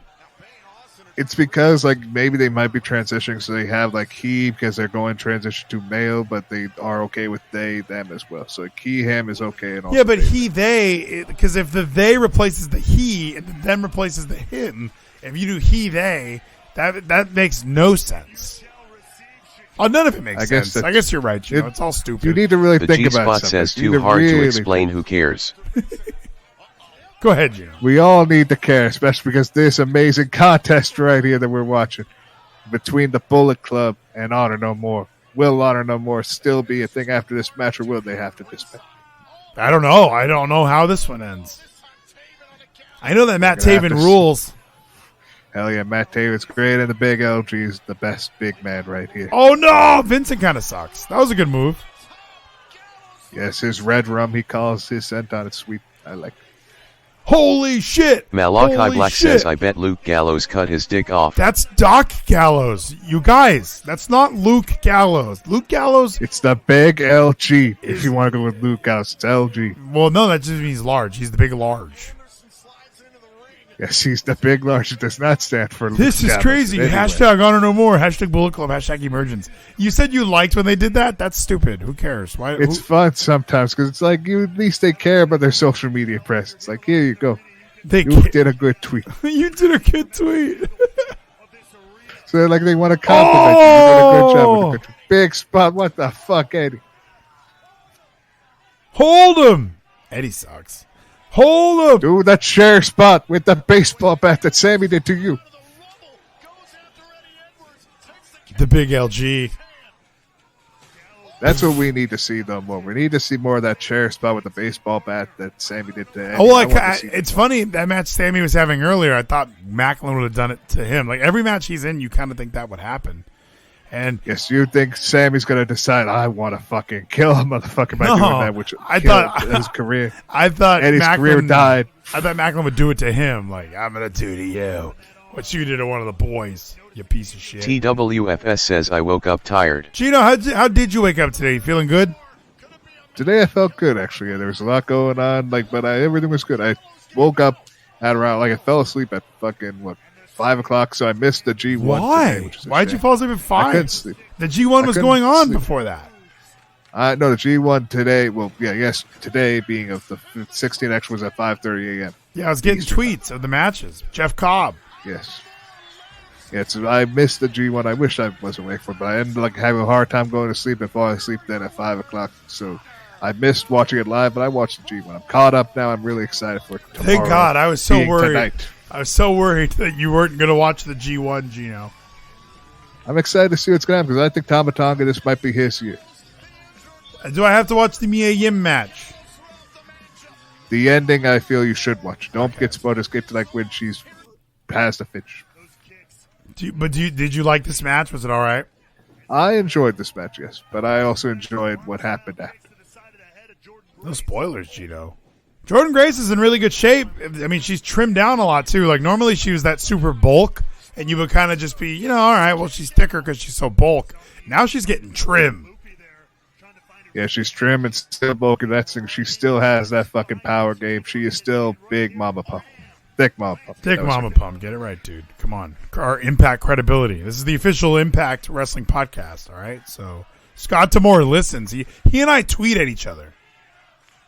Hell yeah, Scott D'Amore listens. Scott D'Amore has his finger on the pulse of the real wrestling fans. Like, did you see what Rick Hennig tweeted? Impact is the best women's division. # Emergence. That's absolutely true. That we know the Knockouts are the best women in wrestling. Do you think so? Is that Next still to true? Stardom. Stardom sucks. Like, Stardom's really good. There's you don't some even really good watch women's Stardom. wrestling. You don't watch Stardom. I watched the Tokyo Joshi Pro event that was going on. The Princess thing, the tournament they had, which was actually pretty exciting. There's some pretty good matches. Yeah, you watched one thing. Like, that's what I don't like about these internet wrestling fans, Gino. They pretend that WWE sucks, but they watch 9 hours of it a week, and then they have to go, this is some Stardom-style wrestling from Dakota Kai. Like, no, it's not. Stardom is doing WWE style. It's not Dakota Kai, by the way. The tweet was more about Io Shirai, who actually worked at Stardom. That's the whole point. Is the person was referencing. It said both of their names. In Stardom. He decided because it's like, oh, she's learning because like technically Dakota Kai's worked all over the world, but Io actually is the only one from those 4 women that worked in Stardom. Did you tweet at this guy and say, "Hey, did you mean this?" No, I don't respond to tweets. I don't go to Twitter to tweet out stuff. I just check Twitter. Did you mean this? Because you said Stardom, and one of these girls didn't even work in Stardom. So, like, what did you mean by that? Yeah, I wouldn't do that. I don't correct people on Twitter because correcting the record, who cares? Man, Twitter sucks anyway. I just use it to look at tweets, whether it be fun or just wrestling to be caught up on shit that's going on. Yeah, I never look at Twitter. It's the fucking worst. Oh, these chops, dude. These chops, you know. Good headbutt by Mia Yim. Just back and forth, and Jade getting that big headbutt. Her name is Mia Yim now, dude. Jade is gone. Yeah, she's AOB Mia Yim now, and no longer Jade. Even though she does sometimes reference Jade, but she's not Jade. Jordan Grace. Yes, Jordan Grace has only been named Jordan Grace. That's been her only wrestling name in Impact Wrestling. Isn't it weird that that's not her name? Like, I thought that was her name. Like, why would just go by your name? But no, her name's like Patricia. Yes, V2 says, I tried cable lateral raises for the first time tonight. Vleeties killer pump. V2 getting the shoulder, the swolders, bro. Trying to get them swolders up, Gino. Gino, you should be Jim Meathead guy. You live next to an LA Fitness. Just walk there. I could walk there one day, and I feel that I might sign up for like a 24-hour fitness. Like, I don't know if that fitness place is 24 hours. So let me check. No, it's not. But why does that matter to you? You don't do anything during the other hours? I prefer like going out at nights. Nights I think would be a better time to work out than during the day. Well, they closed at 11, so you can go at 9. I don't know why I have to go at 2 a.m. I don't want to miss. Malachi Black says Gino gets in Twitter arguments. I heard he corrected someone because they said Braun Strowman instead of Adam Scherr. That's true, Gino. I remember I kept calling him Adam Scherr, and you were like, Titan. Yes, Titan. He is the Titan. That's the Adam Scherr is just his real name, and Braun Strowman was his slave name, as we would call that. That's really offensive to slaves. Holy shit. You're the one afraid of getting Big canceled. Show's called it that once. Listen, Big Show said that once. That thing I'm always going to remember is that Big Show, I think it was at a Jerry Lawler, like some like independent show. After his first release from WWE, he went to a show where he had a match against Hulk Hogan. And before that match, he had a promo where he said that Big Show is his slave name. Yeah, and look where that got him. Paul. Big Show's been canceled. He came back forever. to WWE then, and then he went to AEW. He's been canceled forever. Like nobody knows where Big Show is. He's deleted all social media. He's not on AEW television anywhere. Remember they made a big deal about him and Mark Henry? What the fuck? Who cares? They're both on commentary on either Dark or Dark Elvish, depending on the week, because sometimes they changed up, add someone else. Like they had Daddy Magic on this week on Dark Elevation. Dark Elevation sucks. I can't believe you watch it. I enjoy some matches. They have some guys that I'm just surprised they can have, like independent guys. Get DDP yoga for free and hold it, drop it, lift into down dog. Maybe, Gino, if like once the works, because I know for me, the reason I didn't watch Raw last night and the reason I haven't watched a bunch of wrestling is I'm just too busy. I mean, I've been working 50 hours a week, I think. So it's kind of rough to want to sit down and watch all that. That's why Stardom doesn't exist in my world. A bunch of stay safes from Cassidy. So I think the abundance of free time leads you to think like, no, I like Stardom, but you actually don't. Once you have to pick and you're limited on your time, you're gonna realize, no, I want to watch documentaries about Woodstock. I don't want to watch Tokyo Joshi. And that might be the case. That's why part of me is looking forward to when I get a job and like just working around my time and like maximize the time either for wrestling or whatever I might be interested in like for that week and like making that work out one way. Life's gonna begin for you, dude. Life's gonna change. You're gonna love it. Oh, yeah, I'm excited for it, just like I'm excited for the next big match between these two women of Mia Yim and Jordan Grace, two of the best knockouts in the world. Oh, no, the Tokyo Driver. What you call it? What's it called? The Grace Driver. Oh, well, that was it. Oh, but you said something happens after that. Oh, yeah, something happens. Got to watch this. Yes, the Grace Driver. Big moment for Jordan Grace being able to pull off that win. Here comes China. Former Knockouts champion. Oh, China's dead. That was a very ill-timed joke by me, Geno.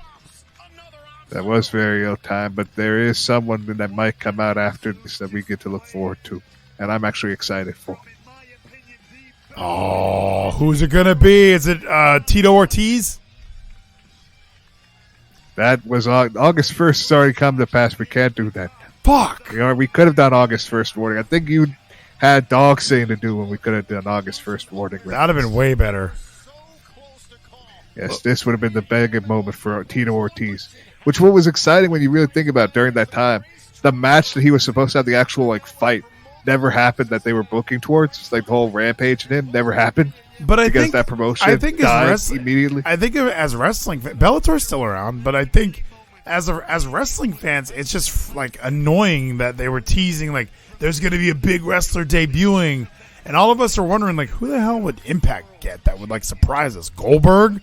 Who are they going to get? And the Twitter, the best part was his Twitter. The August 1st Twitter where he was like, I'm not a rock star, which was getting showing it's not Chris Jericho. And it's like, oh, I'm not Dave Bautista. So again, we don't know who it could have been. It could have been anyone, any big name. We were surprised who could it be. And it was was a former TNA star, Tito Ortiz. It was out of shape, bald Tito Ortiz. Because even in 2005 when he was in TNA, he was just a referee. He never had a match.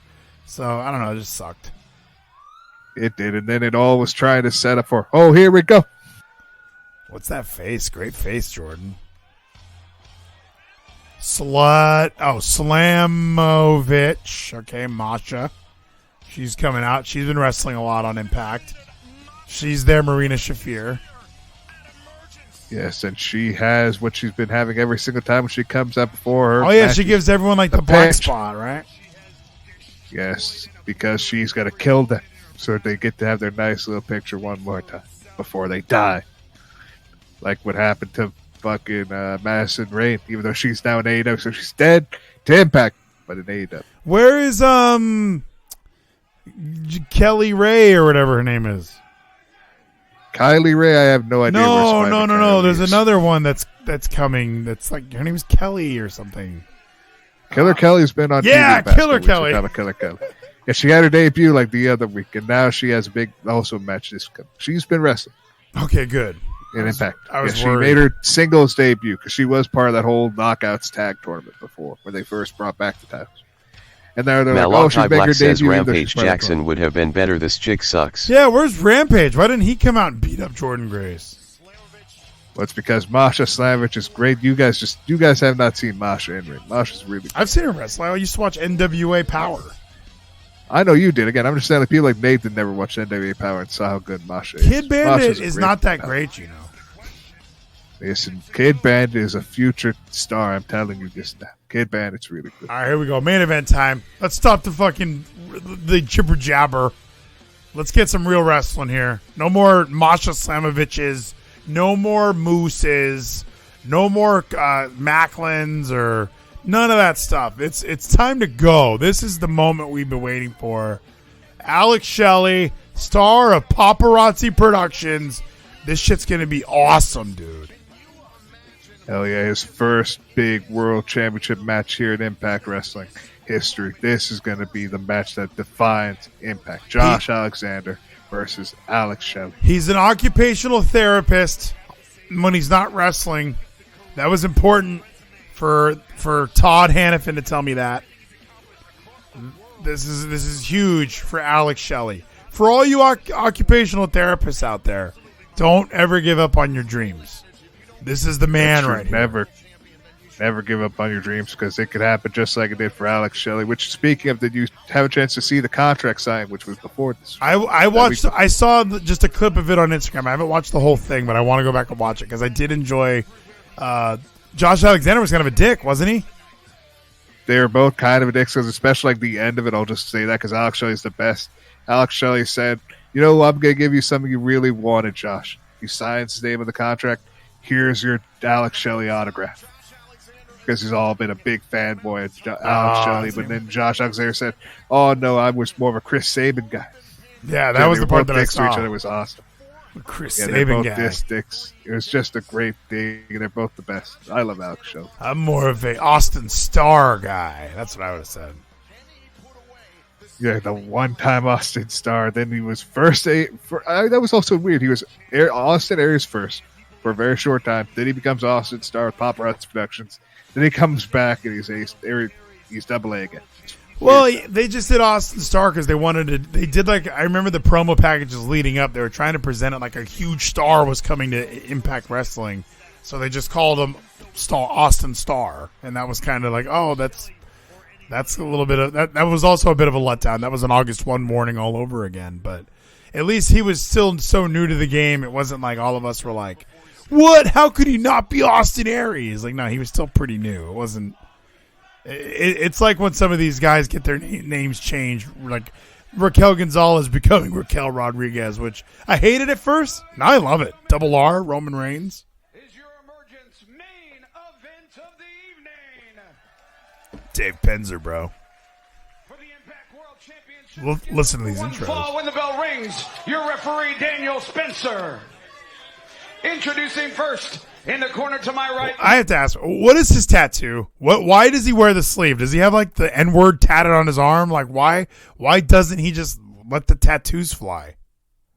I don't know why he doesn't let tattoos fly. Maybe he's not secure with it. Maybe there's something that's offensive. He's like, no, you have to keep that covered then.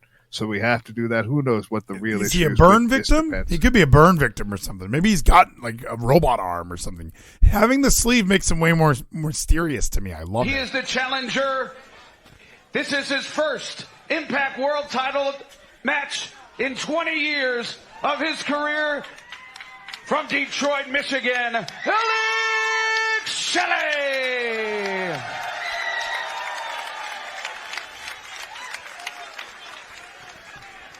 He and I were MySpace friends. From Toronto, Ontario, Canada, he is the reigning and defending Impact World Champion, the walking weapon, Josh Alexander. Walking weapon.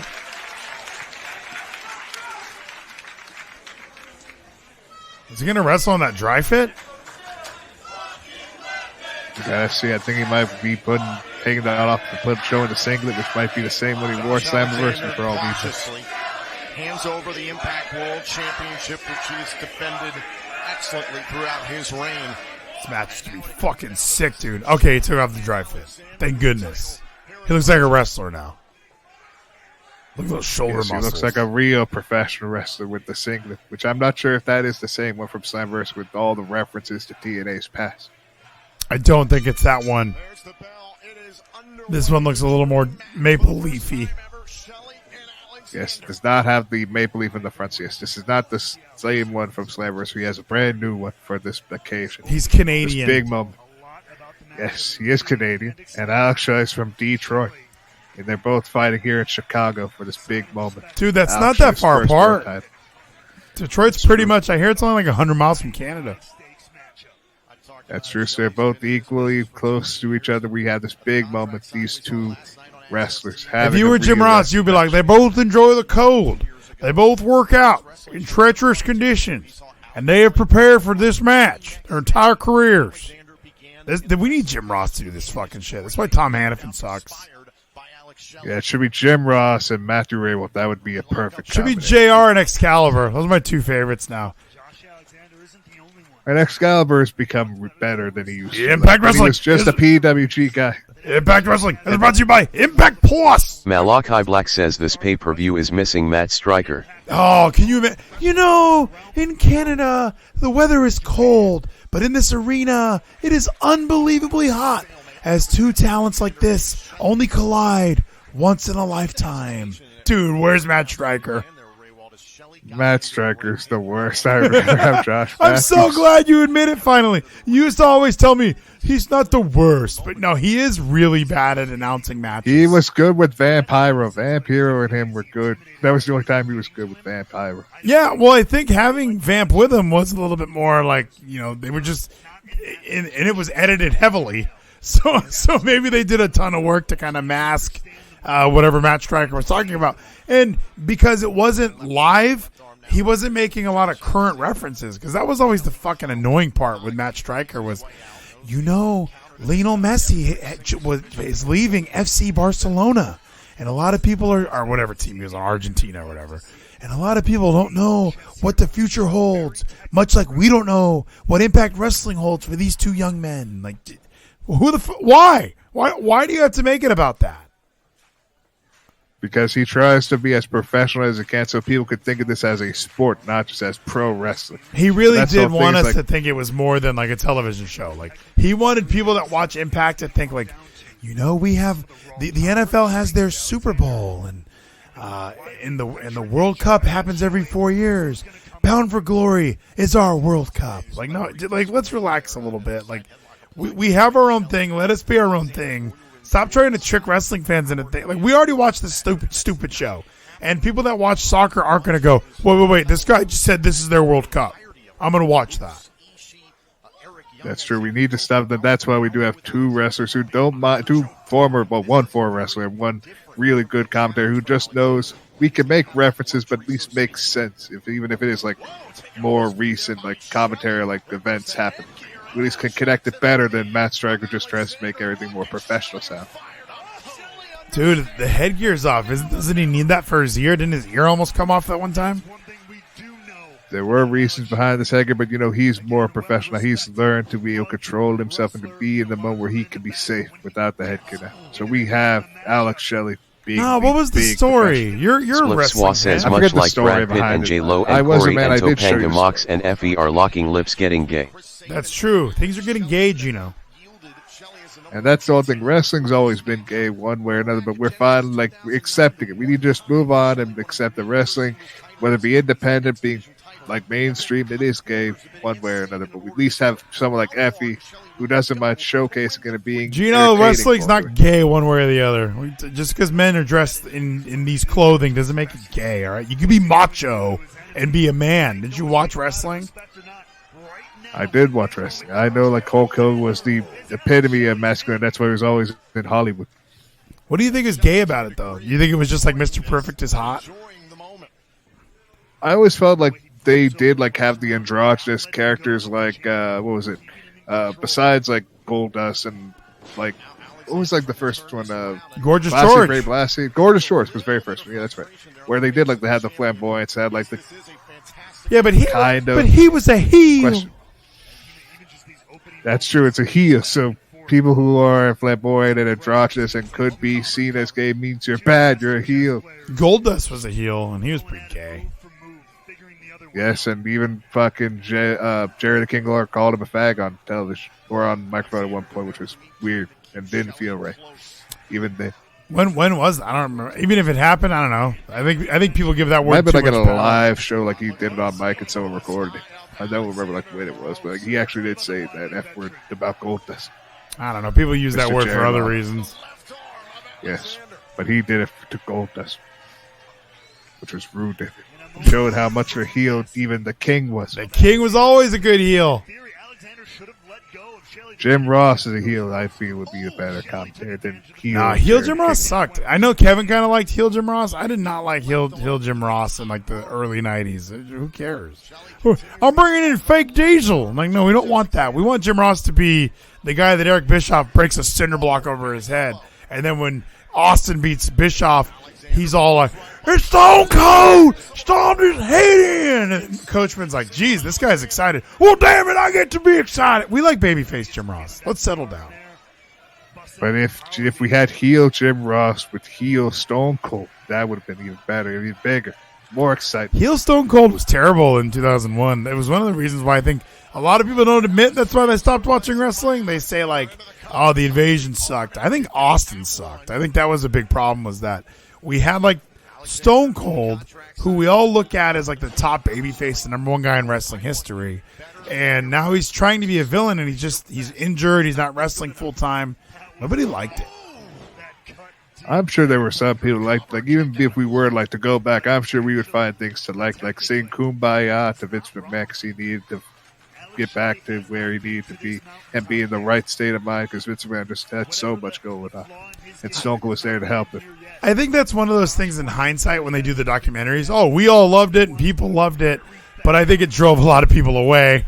There were 8.9 or whatever watching Rock and Mick Foley doing their Best of Your Life stuff. Where did all those people go? They probably were sitting there watching Kumbaya and thought, no, this shit kind of sucks now. And I think really what took me away that at that point is probably actually the whole switch from WWF to WWE also. People were like, what's WWE? It's that wannabe WWF? They probably were like, oh, well, I'm not going to watch That was a year later, though. I mean, that was a while after that happened. Like I really remember that summer of 2001 when the invasion was going on and when and even Hogan, even Austin being on WCW. It made no sense. And they didn't get enough of the WCW guys to make it matter. Was the other problem. Like, they had Booker T. That was their biggest WCW guy, which Booker T's awesome. But it just, like, where there was no Hogan, no Goldberg, no Hitman, no Kevin Nash. Like, how are we supposed to have this WCW invasion if Kurt Angle and Austin are the best WCW guys? That's true. We didn't really get the proper invasion we wanted, but that's the thing. It's in hindsight, we did move on, and we were like, God damn, if only they waited to pull the trigger on the invasion, they could have had everything. Yeah, or that's a great call. Like, how would we have done? Everyone, I'm sure there's a fucking Adam Pacini video where he's rebooking it, or what's the other guy that we don't like? I think actually he did do one, and Brian Zane's even a part of all those fucking guys. The other guy, the Blampede, right? Isn't that his name? Adam Blampede. Okay, I said Pacini. Adam Blampede is happening. I was like, Pacini's the one in Cultaholic. Okay, yeah, I was like that's the same guy. But yeah, I know they would how they would have rebooked it. Yeah, I mean you could have rebooked it without those major guys. I don't know if I would have done an invasion. I probably would have done it differently. And I agree with what Austin said. Like, these guys all lost. WCW lost. So we don't need to do WCW versus WWE. But we could do WCW as competing to get on a WWE. Like, there could have been, we're bringing in these new characters. And then we can get to those dream matches later on. Like, because everyone wanted to see, like, The Rock versus Hogan. And we got to see, some of the matches that we really wanted to see. But we could have just built to those differently rather than like the DDP Undertaker stuff was so people look at it how stupid it was. At the time I liked it. It wasn't the worst, but now in hindsight it's like, oh yeah, that was like the worst idea of all time. It was, and like that's why we never got the real dream matches we were looking for. It's like a part of me, especially like in hindsight when I'm watching it from like watching older stuff now at 20. Like, yeah, you were like a kid when it was happening. Like, as a kid, I wasn't even watching it then. Yeah, so like that's thing that I watch it later, and I'm like, now that I see some stuff, and I was watching some stuff. One match I would have loved to have seen, even though it would have been probably terrible and bad, was Horace Hogan and Stone Cold. Because they both look the same. If you really look at Horace Hogan later on when he was the new blood, he looked just like Stone Cold. And it's Stone Cold versus Stone Cold. They're perfect. Damn it, Geno, you're such an internet wrestling guy who started watching wrestling in 2006. That's like the most... Malachi Black says Josh Alexander is our version of Carlos Vela from Los Angeles FC, a star of the MLS. That's true, Geno. You're a big MLS guy, right? I mean, I could be. I don't know too much about MLS. Yeah, I'm not an MLS guy. Horace is like fucking a joke. Like when you talk WCW, I think real WCW fans even forget that Horace Hogan was a wrestler. Like that's bizarre that's where your head went, but that's fine. I would have been more okay if you would have said, I really wanted to see Evan Courageous versus Stone Cold. Like, that would have been fantastic if we ever got Shannon Moore versus Dolph Ziggler. Like, there were several other dream matches. Horace Hogan doesn't belong in any of those. Okay, then what about the Wall versus Stone Cold? I think that could be. Why are you putting Stone Cold against jobbers? What is happening? The Wall is not a jobber. Have a table match with Stone Cold and the Wall. That'll draw. The Wall and Berlin were both jobbers. Their names were the Wall and Berlin. Berlin Wall. The Wall by himself, or as one of the leaders of the New Blood, was great when I watch it now. He was really irritating. I like The Wall and Horso. The Wall was great in TNA. I can't believe Malice was going to be this huge, he was going to be this huge part of TNA, and then he died. That was weird. It was weird. Just like it was weird that we had a guy who died like 1 week, who showed up on Impact, in TNA that same week because it was taped, but we didn't want to edit him out because we didn't know he died. See, that's bizarre. Yeah, that was a weird time when we had like that dude, Chris Candido, I think was getting died. Yeah, and he was on TV. And he was on TV that same week. We were like, oh yeah, Chris Candido, he's dead, but he's on TV. And we didn't know. We knew it wasn't live though.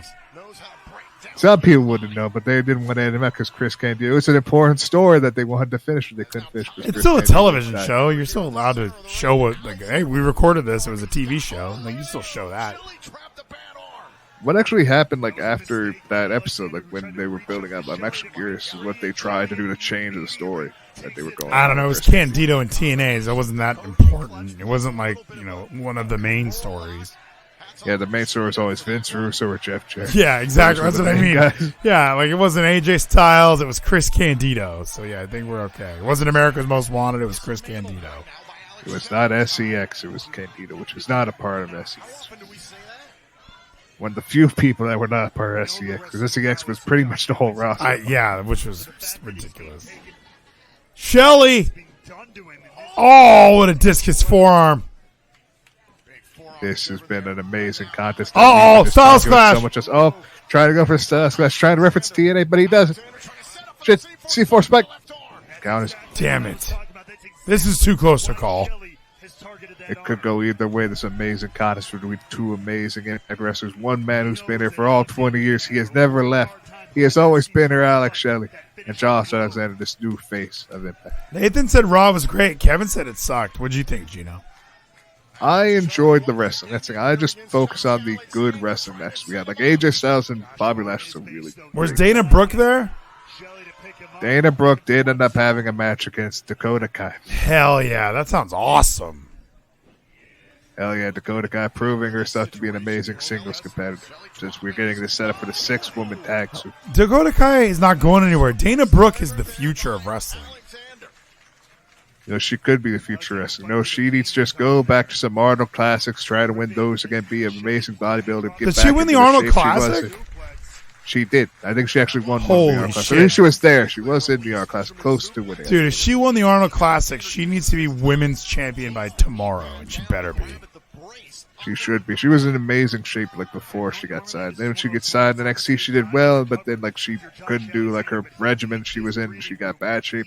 But now she's in a decent condition where she's consistent. Wait, did she win? They're congratulating her on an outstanding performance. Yeah, so I think she might have been close. She turned heads. They're using all these buzzwords. She turned heads. # women empowerment. Yes, back when she was just a bodybuilder, not a professional wrestler. When she was just working on herself and not caring about pro wrestling until she gets signed. Dana Brooke, dude. She is great, but they're hanging on to her. They see something in her. She's still there. The 24/7 champion still. They need to get rid of that. They need to do what they used to with the hardcore time. Make it at least entertaining and not just have it be spots in the ring. Have it be outside the ring. Do shit on the plate like R-Truth did with Jinder. I don't know, dude. Even looking back at the 24/7 stuff back then, it's okay, this is cute, but we've seen it already. That's probably why it's not working, is we already know kind of how it worked. We don't need it again. It was a joke back then. But now they could do better jokes. Again, at least with some stuff was different. Again, with the R-Truth Jinder story they were going on, where they were winning it back and forth within a day or in that day. Again, with R-Truth making sure and being on a flight and seeing when Jinder's asleep, so he pins him quietly to win it back. I thought it was at least a interesting way to do it again and actually fun with R-Truth stuff going on. So in the 4 year, how long has that belt been around? 2 years, 3 years? In the 3 years that belt's been around, you liked one thing they've done? I only like one thing that they've done, that being R-Truth, because R-Truth is the best. And it's weird to me that, again, R-Truth, Ron Killings, one of the big names of TNA, NWA World's Champion, is WWE, and we're like, we get to have this moment where he could be champion here. We get John Cena versus Ron Killings, which we wanted for years, and Ron Killings loses. And we then bury him, and he does nothing. So at least when I see him on TV, it's at least nice that I get to see Ron Killings. Makes me feel nice. Does nothing. There, he's entertaining. He's at least entertaining. He's good at being entertaining. But when it's like when WWE knows you're a funny guy, like that you can do comedy, that's you're just gonna be the comedy. No, yes. I mean, that's a very broad generalization, but there are other guys that are funny that they never really did. Like, we need to do a fucking comedy gimmick with this guy. Like, otherwise, Rene Dupree would have been hilarious. He's the funniest guy I've ever heard. But and I think Madcap Moss is funnier than Rene. Madcap rules, but yeah, I don't know. Like, I do think that R-Truth, he was old by the time he got to even at K-Quick, he was 30 something. So I think they probably didn't want to invest too much in the future with him because they didn't know how long he was going to be around. Holy shit! High fly flow, taken from Tanahashi right now. Oh, right into the ankle lock. What a fucking idiot. You fucking idiot, Alex Is Shelley. that the finish? You dumb piece of shit, Alex Shelley. You fucking idiot. He had his leg exposed. He didn't know. He didn't know his leg was exposed for that kick out to go right. Just tap. Think about your kids. Oh, he's got to. Oh, he got the rope. He's got to fight. He's the best. Alex Shelley knows that this title match means more than anything. Fuck. That was awesome, Geno. It was a great backboard. The tornado that was a good DDT. into the the frog splash, the high fly flow. Malachi Black says R-Truth is still in better shape than Sammy and McLean. That's a good point, and I would argue that R-Truth is better than Sammy and Macklin put together. I don't know if he's better than Sammy. No, I'd agree. Actually, he's so damn good in the ring. Still, like he can still wrestle. They could have him wrestle, and I would love to see that. But also, like, I don't mind like the funny stuff because he's at least entertaining. But maybe he doesn't want to wrestle. Maybe he's hurt. Maybe that would make sense. Even though, like, I was a big fan of Rock Killings. Oh! Damn, that was close. That was sick. The fucking reverse of the pin right after slice spin. Why does the referee wear that dumb sleeve? We could find that out. We could find out who the referee is again, and we find out why he wears the sleeve. If he's ever talked about that in interviews. Dude, is Ref Aubrey the worst referee, by the way? The worst referee, like right now or of all time. Just what are your thoughts? Like, give her a grade. Like, give me a letter grade, A through F. I would say D. Yeah, okay, good. She's not good at being a referee. She is way overly animated.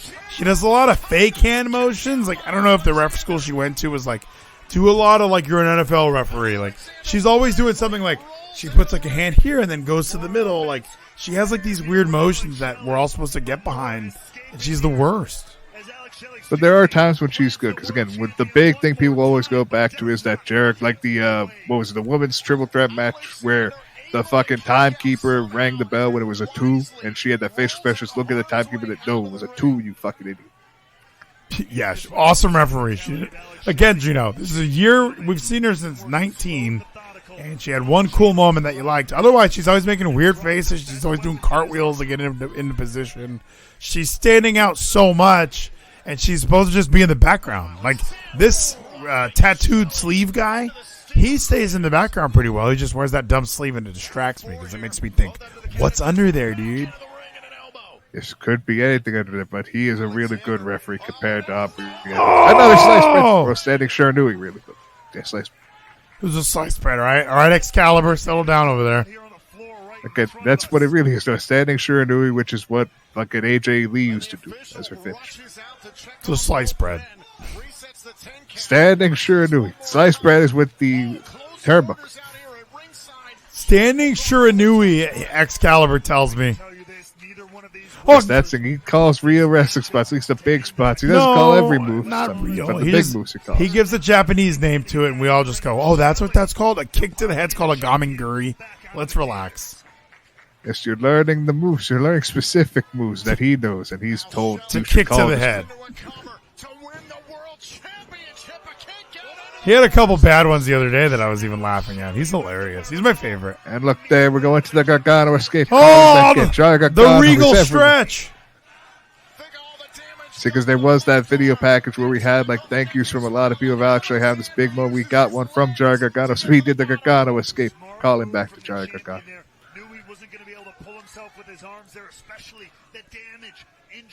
There's a keeping wrist control. Is Gargano going to WWE or what? I mean, it seems really likely, and I'm hoping it is, because the whole Ciampa stuff he's referencing, and even like Ciampa, I think in like an interview reportedly said that someone or he may be coming back, because it would make perfect sense. I think it would be right that maybe Johnny Gargano is there with Dexter, and it's all with them together trying to take over. Was Raw sick? Kevin hated it. He just came in the chat to dunk on Raw. Raw wasn't good, or is Kevin like extra hating on Raw? He has his reasons to hate. Like the main event, which I ended up enjoying because it was just a good wrestling match, was Dolph Ziggler and Austin Theory. Theory was back, and I was like, this is good. We get to at least showcase Theory's ability. Was his name Austin Theory or just Theory? It was just Theory, sadly. We don't have Austin yet, but Theory's there. But it was a good match with Dolph Ziggler and Theory. Oh, so really many mixed reactions. Tyler in the chat says Ziggler in the main event. Main events don't worry me because I've watched main events with Sammy Guevara in them at this point, so I don't know what a main event is anymore. So I'm okay with whoever in the main event. It's more about the opening match, you know? That's true, and that's the whole thing is that because like tomorrow night we're gonna probably have Daniel Garcia in the main event, that 2 out of 3 falls match against Bryan Danielson. It's gonna be really exciting, that 2 out of 3 falls match.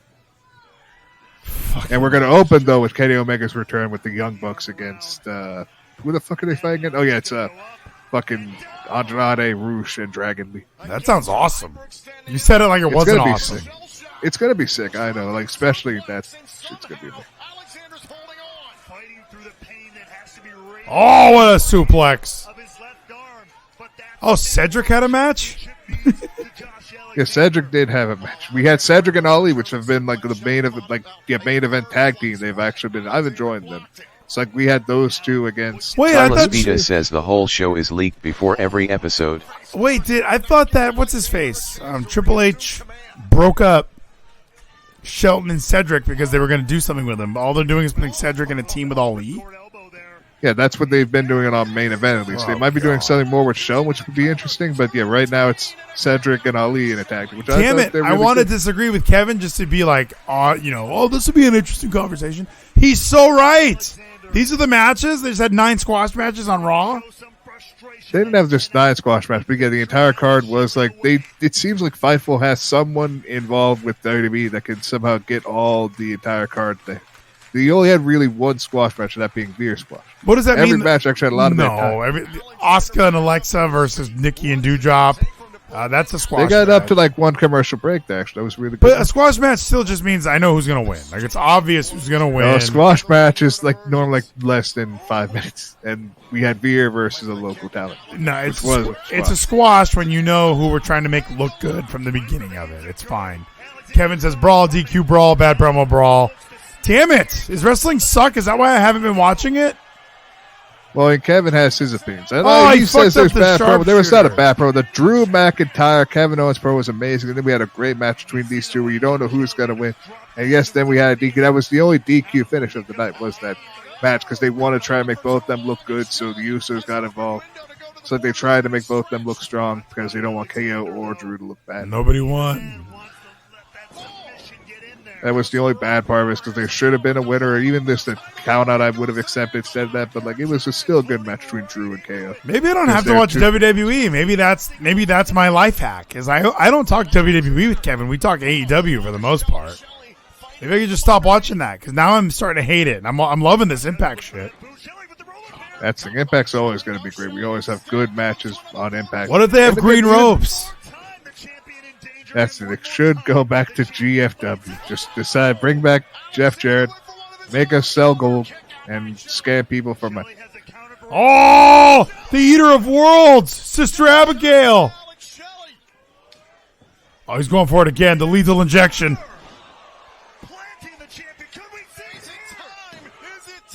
Oh, he kicked out. Back into their Gargano escape. Yes, this is just a great wrestling match. Oh, he's locked in still. Will he kick out? He does. Great match. What is it going to take from either man here? Oh! Tombstone pile driver. That's incredible. Owen driver. He still kicks out of the Owen driver. What the fuck? Why is it called the Owen driver? Wasn't that the same way Owen did it to Stone Cold? Owen did it on his butt. He landed on his butt. Oh, he did. Damn it. So yeah, this was just incredible style. Jumping, spinning. Both these guys. All right, so Fightful has learned the following. Akira, Shelton, Alpha Academy, and Street Profits are all on main event. That's hilarious. Judgment Day promo, tag title tourney.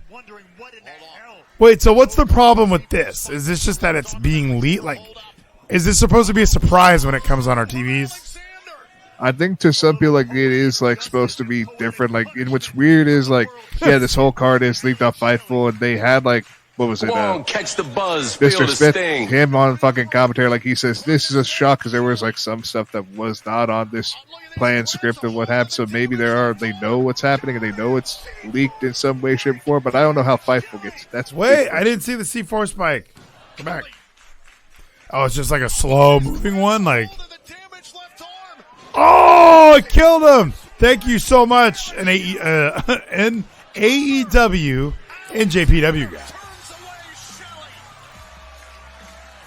Like, that's still a big question. Again, they love the show because they are somehow getting the information so early, and that's what I don't know is how the fuck Fightful is able to post all this so quickly and immediately. But one thing I do enjoy about AEW is they just tell you the fucking card the week before. Like, is it like, why doesn't WWE do that? Like, it used to be at the start of the show, they would have those moving graphics of guys flexing, and they would be like, "Oh, here we are, dude! Like, tonight you're gonna watch this match and this match and this match and this match."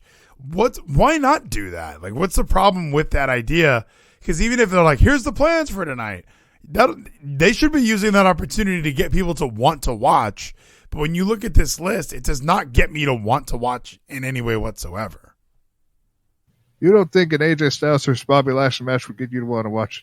It's all the the two of those. You don't. Nothing about it's a good made card. No, that sounds great. But he's seeing Veer squash. Malachi Black says Alex Shelley is worried he's never coming back. Oh, the rematch this Thursday. I can't wait.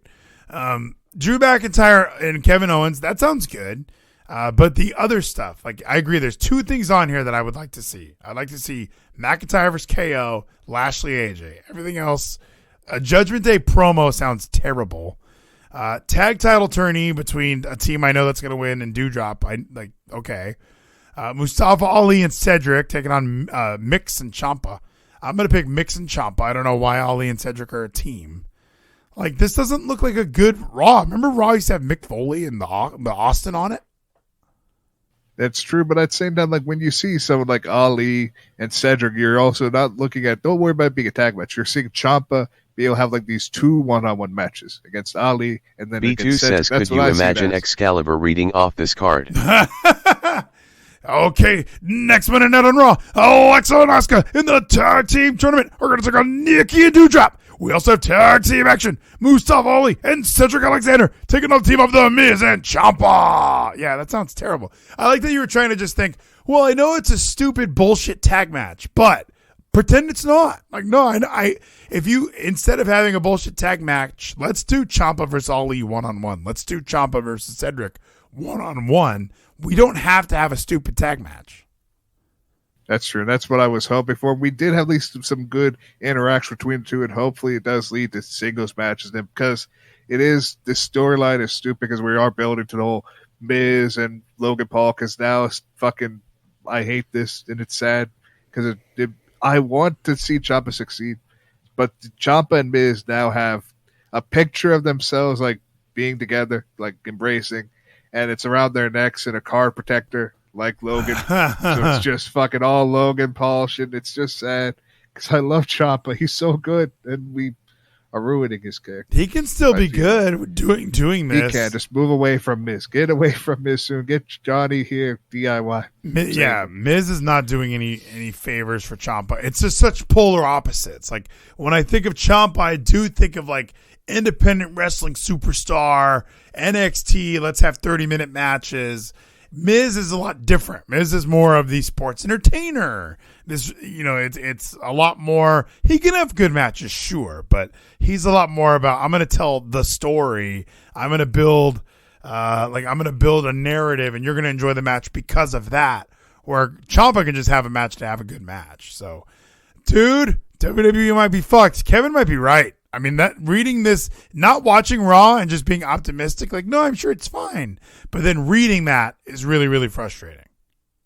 It can be. Like, that's why, like, when I did read this before the show, I was like, at least there should be good matches. Like, AJ, Bobby, I know that's going to be a good match. I know KO and Drew are going to have a good match. They had actually an even greater promo before that match about both their past and their history, which I thought was really good. KO being back to himself, slowly becoming evil, becoming the prize fighter, becoming Kevin Owens. And, like, it's just, like, it was good show for, like, the matches. Get Drew and KO, Bobby and AJ.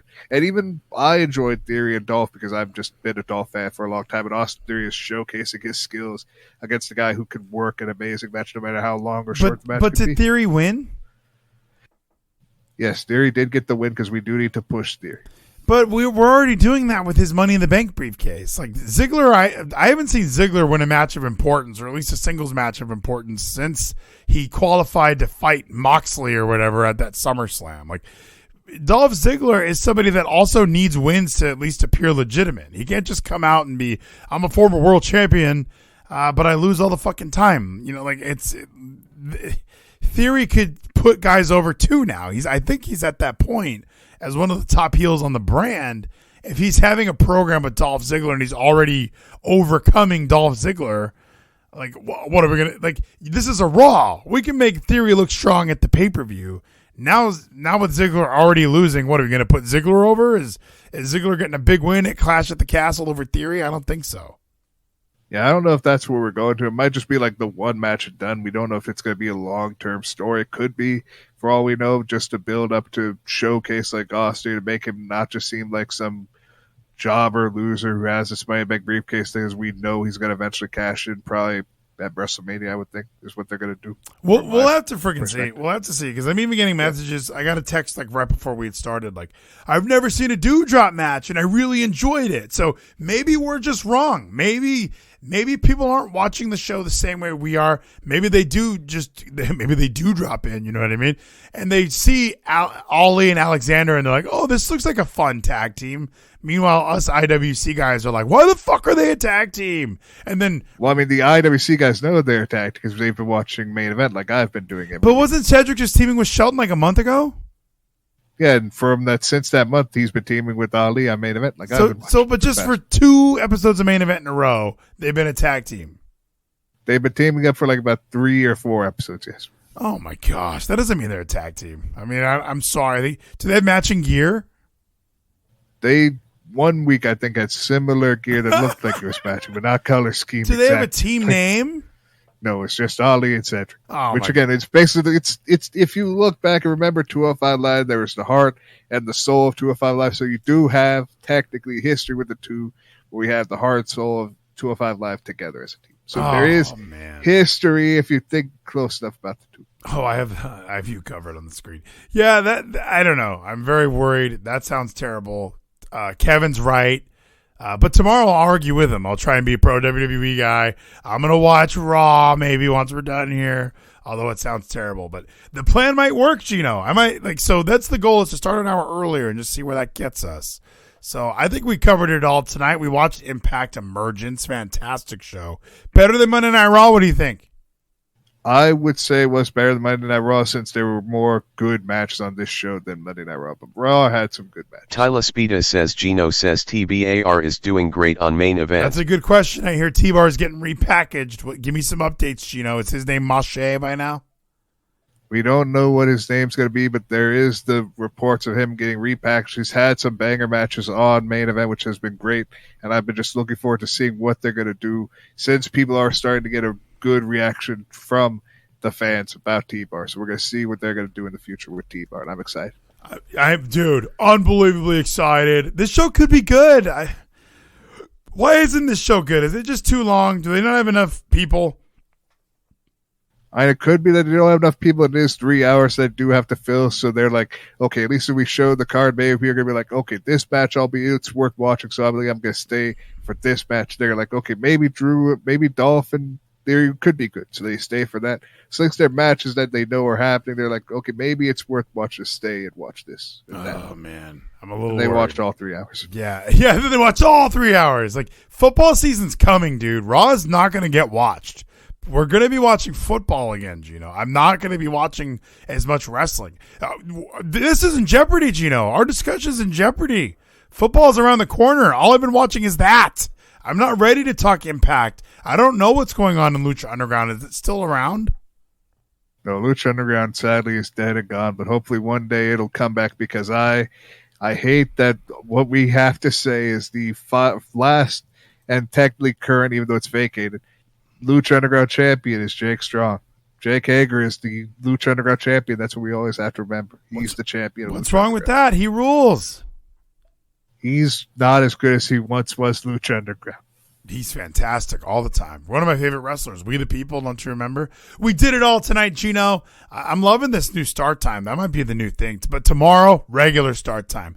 Dynamite. My favorite night of the week is Wednesdays. My favorite day of the week is Wednesdays. I'm literally that cliche old man at work. It's hump day. We're almost to the weekend. I get to watch Dynamite. TWFS says we're out night, Gino.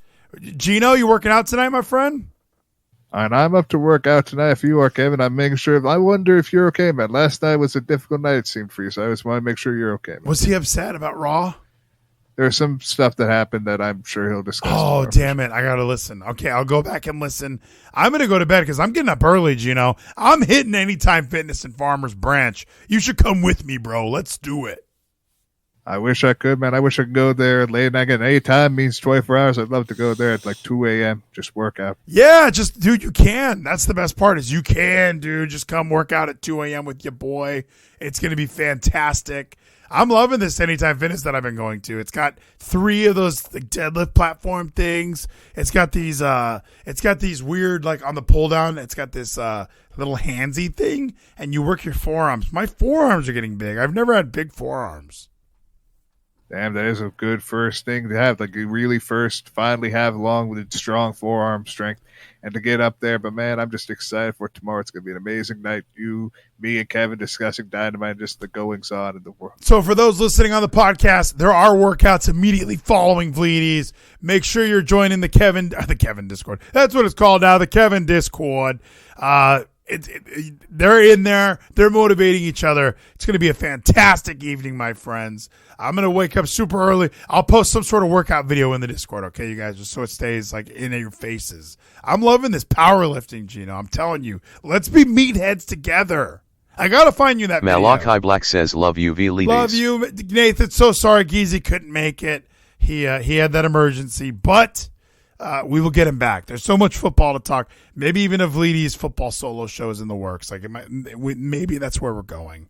That might be what happens, Gino. If we can't get Geezy on a full-time schedule, we're going to have to just take what we can get. But I'll be back tomorrow night. Gino, any parting words before we bounce?